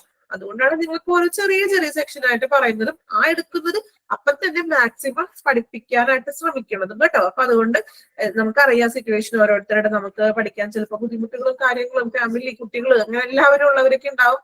ചിലപ്പോൾ വേറെ എന്തെങ്കിലും കൂടെ കോഴ്സസ് ചെയ്യുന്നവരൊക്കെ ഉണ്ടാവാം ഈ കൂട്ടത്തില് അല്ലെ? അപ്പൊ എന്തായാലും നമ്മളൊരു കോഴ്സ് ചെയ്ത് പഠിക്കുകയാണല്ലോ. അപ്പൊ നമുക്ക് എന്തായാലും കിട്ടണം. അതുമായിട്ട് റിലേറ്റഡ് ആയിട്ടുള്ള കോഴ്സ് പഠിച്ച് ജോലി കിട്ടണം എന്ന് തന്നെയല്ലേ എല്ലാവർക്കും ആഗ്രഹം. സോ അതുകൊണ്ട് എന്ത് ചെയ്യുക? കുറച്ച് സമയം നമ്മൾ അതിനുവേണ്ടി തന്നെ മാറ്റി വെക്കണം കേട്ടോ. നമുക്ക് ഓൾറെഡി ക്ലാസ്സിന്റെ ഇടയ്ക്ക് തന്നെ നിങ്ങൾ പഠിച്ചു പോവുക. നമ്മൾ ഓരോന്നും റിപ്പീറ്റ് ചെയ്ത് മാക്സിമം ഞാൻ പറയുന്നുണ്ട് നിങ്ങളോട് അല്ലെ? അപ്പൊ അതനുസരിച്ചിട്ട് നിങ്ങൾ നല്ല രീതിയിൽ നോക്കാം. നമ്മള് എന്താ പറയാ നല്ല രീതിയിൽ അത് മുന്നോട്ട് പോകണം പഠിച്ചിട്ടോ. ഡേ ടു ഡേ ആയിട്ട് പഠിച്ചിട്ടുണ്ടെങ്കിൽ നിങ്ങൾക്ക് ഒരു പ്രോബ്ലം വരുന്നില്ല. നിങ്ങൾക്ക് ഓരോ ചാപ്റ്റേഴ്സ് കഴിയുമ്പോൾ മോക്ക് ടെസ്റ്റ് തരുന്നുണ്ട് അല്ലെ? അപ്പൊ അതെല്ലാം നിങ്ങൾ എന്ത് ചെയ്യുക? അറ്റൻഡ് ചെയ്യണം. എങ്കിൽ നിങ്ങൾക്ക് പ്രോപ്പർ ആയിട്ട് സ്മൂത്ത് ആയിട്ട് നിങ്ങൾക്ക് എക്സാം എഴുതി നല്ല രീതിയിൽ പാസ് ആവാനൊക്കെ പറ്റും കേട്ടോ. മിസ്, ഇപ്പൊ നമുക്ക് മോക്ക് ടെസ്റ്റിൽ വരുന്ന ക്വസ്റ്റ്യൻസ് ഇല്ലേ, അത് നോട്ടില് കാണാത്ത 1-2 ക്വസ്റ്റ്യൻസ് ഒക്കെ ഇടയ്ക്ക് കയറി വരുന്നുണ്ട്. അത് വേറെ ചാപ്റ്ററിൽ നിന്ന് വരുന്നതാണോ അതോ ഇതായിട്ട് റിലേറ്റ് ചെയ്ത് ഔട്ട് ഓഫ് സിലബസ് പോലെ വരുന്നതാണോ? നമുക്ക് ചിലപ്പോ നമുക്ക് എടുക്കുന്ന ഒരു ടോപ്പിക്കിന്റെ ഉള്ളിൽ നിന്ന് തന്നെയാണ് നമ്മൾ മാക്സിമം മോക്ക് ടെസ്റ്റിനുള്ള ക്വസ്റ്റ്യൻസ് നമ്മൾ തരുന്നത്. ഇനി അതിന്റെ ഉള്ളിൽ തന്നെ അതുമായിട്ട് റിലേറ്റഡ് ആയിട്ടുള്ള ജനറൽ ആയിട്ടുള്ളതായിരിക്കും നിങ്ങൾക്ക് എക്സ്ട്രാ തരുന്നത്. നിങ്ങൾക്ക് എന്തായാലും എക്സ്ട്രാ അങ്ങനെ തന്നിട്ടുണ്ടെങ്കിൽ അതുകൂടി നോക്കി പഠിക്കണം. എക്സാമിന് ചോദിക്കാൻ ചിലപ്പോൾ ചാൻസ് ഉണ്ടാകാം. കാരണം നിങ്ങൾക്ക് കൂടുതലും അങ്ങനെ എക്സ്ട്രാ ഔട്ട് ഓഫ് സിലബസ് അങ്ങനെ ചോദിക്കാറൊന്നുമില്ല. പക്ഷെ ചില ടേമുകളും കാര്യങ്ങളും നമ്മൾ ക്ലാസ്സിൽ ഓൾറെഡി നിങ്ങളോട് പറഞ്ഞതായിരിക്കും ക്വസ്റ്റ്യൻസിൽ തരുന്നത്. ചിലപ്പോൾ കൂടുതലായിട്ട് വരുന്ന കാര്യങ്ങളൊക്കെ ഉണ്ടാവും. ഇപ്പൊ എക്സാമ്പിൾ ഒക്കെ പറയാറില്ലേ നിങ്ങൾക്ക് ഓരോന്നും പെട്ടെന്ന് മനസ്സിലാവാൻ വേണ്ടിയിട്ട് കൂടുതൽ എക്സാമ്പിൾ ഒക്കെ പറയുന്നു. അപ്പൊ അതിന്റെ ഉള്ളിൽ നിന്നൊക്കെ ചിലപ്പോൾ ക്വസ്റ്റ്യൻസിൽ ഉൾപ്പെടുത്തി കാണും കേട്ടോ. എന്തായാലും മോക്ക് ടെസ്റ്റിൽ തരുന്ന ക്വസ്റ്റ്യൻസ് ഷുവർ ആയിട്ട് തന്നെ പഠിച്ചു പോകണം എക്സാമിന്. ഇപ്പൊ ഔട്ട് ഓഫ് സിലബസ് ആയിട്ടൊന്നല്ല എങ്കിലും എന്താ പറയാ അതിന്റെ ഉള്ളിൽ തന്നെ വരുന്ന അതുമായിട്ട് റിലേറ്റഡ് ആയിട്ടുള്ള കാര്യങ്ങളായിരിക്കും ക്വസ്റ്റ്യൻസ് ആയിരിക്കും നിങ്ങൾക്ക് തന്നിരിക്കുന്നത്. അപ്പൊ അത് നല്ല രീതിയിൽ മോക്ക് ടെസ്റ്റുകൾ തന്നെ മോക്ക് ടെസ്റ്റ് ചെയ്യുക ഡെയിലി. അത് ഓരോ ചാപ്റ്റർ കഴിയുമ്പോഴും മോക്ക് ടെസ്റ്റുകൾ നിങ്ങൾ നോക്കുക. അത് നല്ല രീതിയിൽ അത് തന്നെ പഠിക്കുക. കാരണം നമുക്ക് വരുന്ന ടോപ്പിക്കിന്റെ ഉള്ളിൽ നിന്ന് തന്നെയുള്ള ഇമ്പോർട്ടന്റ് ആയിട്ടുള്ളതാണ് നിങ്ങൾക്ക് മോക്ക് ടെസ്റ്റ് ആയിട്ട് തരുന്നത് കേട്ടോ. അത് മാത്രം നല്ല രീതിയിൽ പഠിക്കുക. കൂടാതെ ഓരോ ദിവസം എടുക്കുന്ന ക്ലാസ്സുകൾ നിങ്ങൾ കോപ്പി എടുത്ത് കയ്യിൽ വെക്കണം എന്ന് പറയുന്ന കാര്യം അതാണ്. നമ്മൾ ഓരോ ക്ലാസ്സിലും നിങ്ങൾക്ക് അണ്ടർലൈൻ ചെയ്ത് പഠിച്ചു പോകാം. പിന്നെ എന്താണ് ഇന്നത്തെ ഓരോ ഡേറ്റ് നിങ്ങൾ ഓരോ ക്ലാസ്സിന്റെ ഏത് തുടങ്ങി ഏത് വരെയും എടുത്തു എന്നുള്ളത് ആ ഒരു നിങ്ങളുടെ കോപ്പിയിൽ ഒന്ന് നോട്ട് ചെയ്ത് വെക്കാം. ആ ടീച്ചറിന്റെ പേരും അല്ലെങ്കിൽ എന്താണ് ആ ഒരു ഡേറ്റ് എവിടം വരെ എടുത്തു, ഇന്നത് തുടങ്ങി എത്ര വരെ എടുത്തു, ആ ഒരു പോർഷൻ നോട്ട് ചെയ്ത് വെക്കാം. നിങ്ങൾക്ക് നാളെ അല്ലെങ്കിൽ പിറ്റേ ദിവസത്തെ ക്ലാസ്സിൽ കയറുമ്പോൾ അതിന് തൊട്ട് മുമ്പെങ്കിലും എന്ത് ചെയ്യാ, അതുവരെയുള്ള ആ കഴിഞ്ഞ ക്ലാസ്സിൽ ഏതാണ് എടുത്തത് അതൊന്ന് വായിച്ചിട്ട് വേണം ആ നെക്സ്റ്റ് ക്ലാസ്സിൽ റെഡി ആയിരിക്കാൻ. ഓൾറെഡി നൈറ്റ് പഠിച്ച ആളുകളൊക്കെ ആണെങ്കിൽ കുഴപ്പമില്ല, അറിയാവുന്നവരുണ്ടാവും. ഇൻ കേസ് നമുക്ക് പഠിക്കാൻ പറ്റാത്ത സാഹചര്യവും ഉണ്ടാവാം അല്ലെ? അങ്ങനെയുള്ള കേസസ് ആണെങ്കിൽ പോലും എന്ത് ചെയ്യുക, ആ കഴിഞ്ഞ ക്ലാസ്സിൽ എത്ര പോർഷൻ എടുത്തോ അതൊന്ന് ജസ്റ്റ് നിങ്ങളൊന്ന് റീഡ് ചെയ്യുക കേട്ടോ. അപ്പൊ നിങ്ങൾക്ക് ആ ഒരു കണ്ടിന്യൂഷൻ കിട്ടും. മോക്ക് ടെസ്റ്റ് ഭംഗിയായിട്ട് അത് അറ്റൻഡ് ചെയ്യുക കേട്ടോ, കറക്റ്റ് ആയിട്ട്. കാരണം ആ ഒരു ക്വസ്റ്റ്യൻസ് ഒക്കെ തന്നെ ആയിരിക്കും, ആ ലെവൽ ക്വസ്റ്റ്യൻ ഒക്കെ തന്നെയായിരിക്കും കൂടുതലും എക്സാമിന് ചോദിച്ച് കണ്ടിട്ടുള്ളത് കേട്ടോ. കൂടുതൽ നിങ്ങൾക്ക് കുഴപ്പിക്കുന്ന രീതിയിലുള്ള ക്വസ്റ്റ്യൻസ് ഒന്നും വരില്ല കേട്ടോ. നിങ്ങൾ പ്രോപ്പറായിട്ട് എന്താ പഠിച്ചു പോയാൽ മതി, വേറെ ഒരു പ്രശ്നമില്ല. പിന്നെ ചില ചാപ്റ്റേഴ്സ് നിങ്ങൾക്ക് പാടായിട്ടൊക്കെ തോന്നുന്നു. നമുക്കിപ്പോ ഏതൊരു കോഴ്സ് ചെയ്യുമ്പോഴും അല്ലെ അതിനകത്ത് എന്താ പറയാ ഈസി ആയിട്ടുള്ള ചാപ്റ്റേഴ്സ് പെട്ടെന്ന് നമുക്ക് ക്യാച്ച് ചെയ്യാൻ പറ്റണതുണ്ടാവും. ചില ടേമൊക്കെ നമുക്ക് ഭയങ്കര ഡിഫിക്കൽട്ട് ആയിട്ടുള്ള ടേമുകളൊക്കെ ഉണ്ടാവും. പക്ഷെ നമ്മൾ അതിനോടായിട്ട് പഠിച്ചു വരുന്നില്ല ഇപ്പൊ അല്ലെ, അപ്പൊ നമുക്ക് അതിനോടായിട്ട് നമ്മളത് യോജിച്ച് വരും, നമുക്ക് എളുപ്പമായിട്ട് തോന്നും കേട്ടോ. അങ്ങനെ ടഫാണ് ബുദ്ധിമുട്ടാണ് എന്നൊന്നും ആരും വിചാരിക്കേണ്ട. ഈ ഒരു ഫീൽഡിൽ വരാതെ മറ്റു ഫീൽഡിൽ നിന്നും അല്ലെ ഹോസ്പിറ്റലായിട്ട് യാതൊരു എന്താ പറയാ ഒരു പനിയും ചുമയും വരുമ്പോ ആശുപത്രിയിൽ പോണ ആളുകളും വ്യക്തികളും മാത്രമായിരിക്കാം നമ്മൾ അല്ലെ. അങ്ങനെയുള്ള നമ്മൾ ഇങ്ങനെ ഒരു കോഴ്സ് ചെയ്യണേണ്. അപ്പൊ നമ്മൾക്ക് പുതിയൊരു അറിവ് കിട്ടണേണ്. അതുമായിട്ട് നമുക്ക് ഒത്തിരി കാര്യങ്ങൾ നമുക്ക് അതുമായിട്ട് നമ്മൾ ഫുൾ ഡീറ്റെയിൽ ആയിട്ട് ഒരു ഹോസ്പിറ്റൽ എന്താണ്, ആ ഹോസ്പിറ്റലിനുള്ളിലെ എല്ലാ സെക്ഷൻസും നമ്മൾ ഡീറ്റെയിൽ ആയിട്ടാണ് ഇനി പഠിക്കാൻ പോകുന്നത് അല്ലെ. അപ്പൊ അതിൻ്റെതായിട്ടുള്ള ഒരു ബുദ്ധിമുട്ട് നമുക്ക് തുടക്കത്തിലേക്ക് വരാം, പക്ഷെ അത് കുഴപ്പമില്ല. നമ്മൾ പിന്നെ ഓരോന്നും പഠിച്ച് വരുമ്പോൾ നമുക്കത് എളുപ്പമായിരിക്കും കേട്ടോ. നിങ്ങൾ എല്ലാ ദിവസവും പ്രോപ്പർ ആയിട്ട് എന്ത് ചെയ്യുക, ഓരോ ടീച്ചേഴ്സിന്റെ ക്ലാസ്സും പ്രോപ്പർ ആയിട്ട് പഠിക്കാൻ ശ്രമിക്കുക. അപ്പൊ നിങ്ങൾക്കത് എന്താ പറയാ ബുദ്ധിമുട്ടുണ്ടാവില്ല. ഓക്കെ, അപ്പൊ അഡ്മിഷൻ ഫ്രം എമർജൻസി ഡിപ്പാർട്ട്മെന്റ് ഒക്കെ ആണല്ലോ. ഇപ്പൊ ഒരുവിധം എല്ലാവർക്കും 3 പേരെ കൊണ്ട് പറയിപ്പിച്ചെങ്കിലും മറ്റുള്ളവർക്ക് എല്ലാവർക്കും മനസ്സിലായെന്ന് വിചാരിക്കുന്നു കേട്ടോ. മനസ്സിലായി. ഓക്കെ, നമ്മളുടെ ഈ ഒരു ചാപ്റ്റർ ഇവിടെ വെച്ച് തീരുന്നതാണ് കേട്ടോ. ഈ ഇൻപേഷ്യന്റ് ഡിപ്പാർട്ട്മെന്റ് എന്നുള്ള ഒരു ചാപ്റ്റർ തീരുന്നതാണ്. ഓക്കെ, ഇനി നമുക്ക് നെക്സ്റ്റ് ക്ലാസ് പുതിയൊരു ചാപ്റ്റർ ആയിരിക്കും സ്റ്റാർട്ട് ചെയ്യുന്നത്. ചാപ്റ്ററിന്റെ നിങ്ങൾക്ക് ഏത് ചാപ്റ്റർ ആണെന്ന് ഞാൻ നെക്സ്റ്റ് നിങ്ങൾക്ക് ക്ലാസ് ഉണ്ടോ? അടുത്ത ക്ലാസ് ഉണ്ടോ? ഓക്കെ, അപ്പൊ നിങ്ങൾക്ക് അടുത്ത ക്ലാസ്സിൽ അത് ഇൻഫോം ചെയ്യാം കേട്ടോ. ചാപ്റ്ററിന്റെ പേര് നമ്മൾ ഡിസൈഡ് ചെയ്തിട്ടില്ല. അപ്പോ ആ ചാപ്റ്ററിന്റെ കോപ്പി നിങ്ങൾ കയ്യിലെടുത്ത് പിടിക്കുക. ഇതൊരു ചെറിയൊരു ചാപ്റ്റർ ആയിരുന്നില്ല ഇൻഫർമേഷൻ ഡിപ്പാർട്ട്മെന്റ്. നല്ല എളുപ്പമുള്ളതാണ്. കുറെയൊക്കെ കാര്യങ്ങൾ നമ്മൾ കേട്ടിട്ടുള്ള കാര്യങ്ങളൊക്കെ തന്നെയായിരുന്നു. അതുകൊണ്ട് പഠിക്കാൻ കുറച്ചും കൂടി എളുപ്പമായിരിക്കും അല്ലെ. അപ്പൊ ഇത്രയും ഈ ഒരു ചാപ്റ്റർ എല്ലാവരും ഇന്ന് തന്നെ ഒന്ന് പഠിക്കാം കേട്ടോ. പഠിക്കാൻ ശ്രമിക്കണം. നമ്മൾ അതിനുവേണ്ടി സമയം കണ്ടെത്തണം കേട്ടോ. നമ്മളൊരു കോഴ്സിന് ജോയിൻ ചെയ്തൊക്കെയാണ്, നമുക്കൊരു ജോലി കിട്ടണം അല്ലെ. അതുമായിട്ട് നമ്മൾ അത്രയും കഷ്ടപ്പെട്ടാൽ മാത്രമേ നമുക്ക് അതിലൂടെ നമുക്ക് വിജയിക്കാനായിട്ട് സാധിക്കുള്ളൂ. അപ്പൊ നിങ്ങൾ നല്ല രീതിയിൽ അതിനുവേണ്ടി ഹാർഡ് വർക്ക് ചെയ്യാം കേട്ടോ.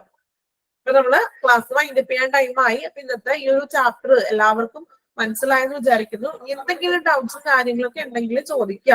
അല്ലെങ്കിൽ നിങ്ങൾക്ക് എന്തെങ്കിലും ഫീഡ്ബാക്കുകൾ ഉണ്ടോ, ഇപ്പൊ ക്ലാസ്സിന് എന്തെങ്കിലും പോരായ്മകൾ ഉണ്ടോ, ടീച്ചേഴ്സിന്റെ ഭാഗത്തുനിന്നോ എന്തെങ്കിലും ഉണ്ടെങ്കിൽ നിങ്ങൾക്ക് എന്ത് ചെയ്യാൻ പറയാം കേട്ടോ.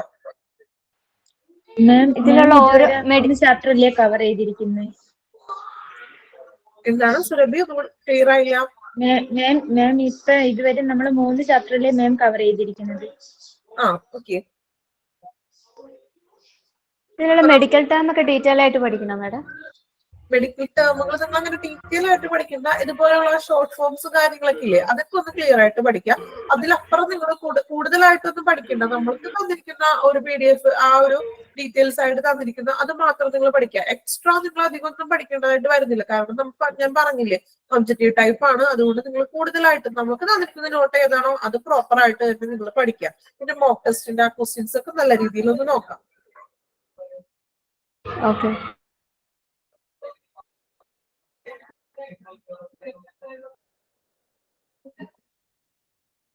ഓക്കെ, നിങ്ങൾക്ക് നെക്സ്റ്റ് ക്ലാസ് വരുന്നത് നിങ്ങൾക്ക് എല്ലാത്തിന്റെ ഓൾറെഡി PDF അയച്ചു തന്നിട്ടുണ്ടല്ലോ.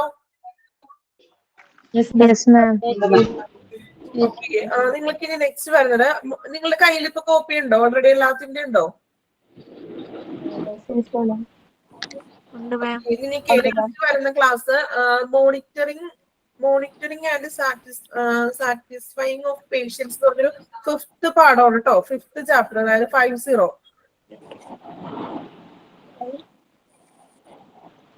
അടുത്ത ക്ലാസ്സിൽ നിങ്ങൾക്ക് ക്ലാസ് ഉണ്ടല്ലോ, ഒന്നും കൂടി കൺഫേം ചെയ്തിട്ട് പറയാം കേട്ടോ. 5th മോണിറ്ററിംഗ് എന്ന് തുടങ്ങുന്ന ഒരു ചാപ്റ്റർ ആണ് ഇപ്പൊ നമ്മൾ ഇപ്പോ നെക്സ്റ്റ് എടുക്കുന്നത്. 5th, അതായത് പേഷ്യൻസിന്റെ ഒരു 32 ചാപ്റ്റേഴ്സ് തന്നിട്ടുള്ളൂ.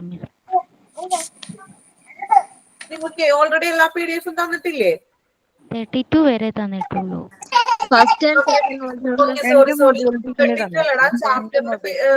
ഒരു ഹോസ്പിറ്റൽ വാർഡ് എന്ന് പറഞ്ഞിട്ട് ഒരു ചാപ്റ്റർ ഉണ്ട്. ഹോസ്പിറ്റൽ വാർഡ് മൊഡ്യൂൾ 1 ഉം 2 തന്നിട്ടുള്ളൂ. മൊഡ്യൂൾ 1 ഉം 2. മേഡം ഹോസ്പിറ്റൽ വാർഡ് ചാപ്റ്റർ 10 എന്നും പറഞ്ഞതിനകത്ത് കൊടുത്തേക്കുന്നേ. ഉണ്ട്. ഓക്കെ, അപ്പൊ ഹോസ്പിറ്റൽ വാർഡാണ്. നെക്സ്റ്റ് ഹോസ്പിറ്റൽ ചാപ്റ്റർ 10 അല്ലേ? ഓക്കെ അല്ലേ? ചാപ്റ്റർ 10 ഹോസ്പിറ്റൽ വാർഡ് ഡെഫിനിഷനും the purpose of any hospital ward. Hospital wards കേട്ടോ. അപ്പൊ എല്ലാവരും നെക്സ്റ്റ് ക്ലാസ്സിൽ ആ ഹോസ്പിറ്റൽ വാർഡ്സിന്റെ കോപ്പിയൊക്കെ കയ്യിൽ വെക്കണം കേട്ടോ. ആണ് മുൻകൂട്ടി നിങ്ങളോട് പറയണത്. ഓക്കെ, ഇപ്പൊ ക്ലാസ് വൈൻഡപ്പ് ചെയ്യണേണ്. ഓക്കെ, എല്ലാവർക്കും thank you all. Thank you miss. Thank you miss.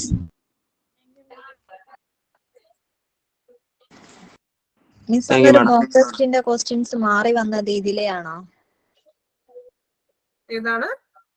അന്നൊരു മോക്ക് ട്രാൻസ്ഫർ ഓഫ് പേഷ്യൻസിന്റെ മോക്ക് ടെസ്റ്റ് ഇട്ടത് അന്ന് ഫസ്റ്റ് മാറിപ്പോയില്ലായിരുന്നോ?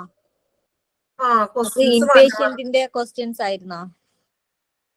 മാറിപ്പോയിട്ടുണ്ടല്ലോ. നിങ്ങൾക്ക് അതൊന്ന് ചെക്ക് ചെയ്യാട്ടോ. നമുക്കത് ടെക്നിക്കൽ വേറെ ഒരു ടെക്നിക്കൽ ഇതാണ് നമുക്ക് ക്വസ്റ്റ്യൻസ് അയച്ചു തരുന്നത്. ഓക്കെ, ചെക്ക് ചെയ്യാട്ടോ. അത് ഏത് ചാപ്റ്ററിന്റെ ആയിരുന്നു? ട്രാൻസ്ഫർ ഓഫ് പേഷ്യന്റിന്റെ അല്ലേ?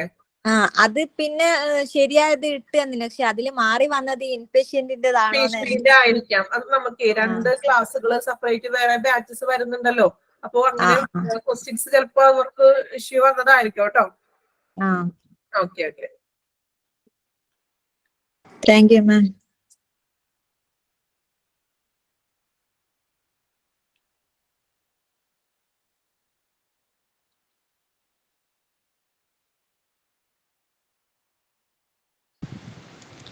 ബിനോയ്, ഹലോ. എൻ്റെ പേര് അഞ്ജിത എന്നാണ്. എനിക്കൊരു ഹെൽപ്പ് ചെയ്യാവോ? എൻ്റെ ഫോൺ കംപ്ലൈൻ്റ് ആയതുകൊണ്ട് എൻ്റെ നോട്ട്സ് ഒക്കെ അങ്ങ് പോയായിരുന്നു. ഈ നിഷ മാമിൻ്റെയും അതുപോലെ രമ്യ മിസ്സിൻ്റെയും എക്സ്ട്രാ നോട്ട് ഉണ്ടല്ലോ, അതൊന്ന് എനിക്ക് സെൻഡ് ചെയ്യാൻ പറ്റുമോ? എൻ്റെ വാട്സപ്പ് നമ്പർ തരാമേ. എന്തോ? ഹലോ, എനിക്ക് ബിനോയുടെ വാട്സപ്പ് നമ്പർ അറിയത്തില്ല. 90 ഹലോ കേട്ടാമോ? ഹലോ 9074 44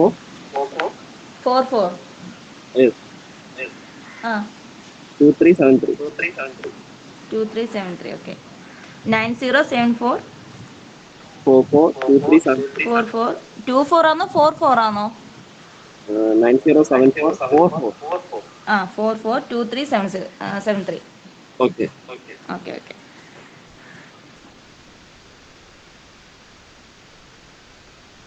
പേരും കൂടി ഇട്ടിരിക്കണം, അല്ലെങ്കിൽ എനിക്ക് മാറിപ്പോവും. ഓക്കെ, എൻ്റെ പേര് അഞ്ജിത എന്നാണ്. ഞാൻ ഇട്ടേക്കാം. അഞ്ജിത ഗ്രൂപ്പിലില്ലേ? ഗ്രൂപ്പിലുണ്ട്. എൻ്റെ ഫോൺ കംപ്ലൈന്റ് ആയപ്പോഴത്തേന് പോയായിരുന്നു കേട്ടോ. നോട്ട്സും കാര്യങ്ങളും എൻ്റെ ഫോൺ വെള്ളത്തിൽ വീണായിരുന്നു മോഡയിൽ. അങ്ങനെ നോട്ട്സും കാര്യങ്ങളും എല്ലാം പോയി. ഓക്കെ.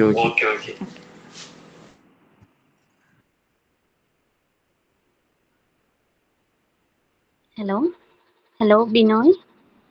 പറയൂ. എൻ്റെ പേര് നാഫിന എന്നാണ്. എൻ്റെ നമ്പർ ഒന്ന് വാട്സപ്പ് ഗ്രൂപ്പിലേക്ക് ആഡ് ചെയ്യാവോ? ആഡ് ചെയ്യാം. ഇങ്ങോട്ട് ഒരു വാട്സാപ്പിൽ ഒരു ഹായ് ഇട്ടാൽ മതി. ഓക്കെ, ഞാനിപ്പോ നമ്പർ നോട്ട് ചെയ്തിട്ടുണ്ട്. ഞാനപ്പോ ചെയ്തേക്കാം. ഓക്കെ. നോട്ട് ഇപ്പം ഇന്നലെ പഠിപ്പിച്ചതൊന്നും ഞാൻ എഴുതിയിട്ടില്ല. എനിക്ക് എഴുതണം, കാരണം എൻ്റെ കൈ വയ്യാതിരിക്കുകയാണ്. എനിക്ക് ക്രിക്കറ്റ് കളിച്ച് പരിക്ക് പറ്റി കൈ പൊട്ടലായിട്ടിരിക്കുകയാണ്. ഞാൻ എന്തായാലും എഴുതിയിട്ട് അയച്ചു തരാം. ഓക്കെ. ഹലോ. ഓക്കെ.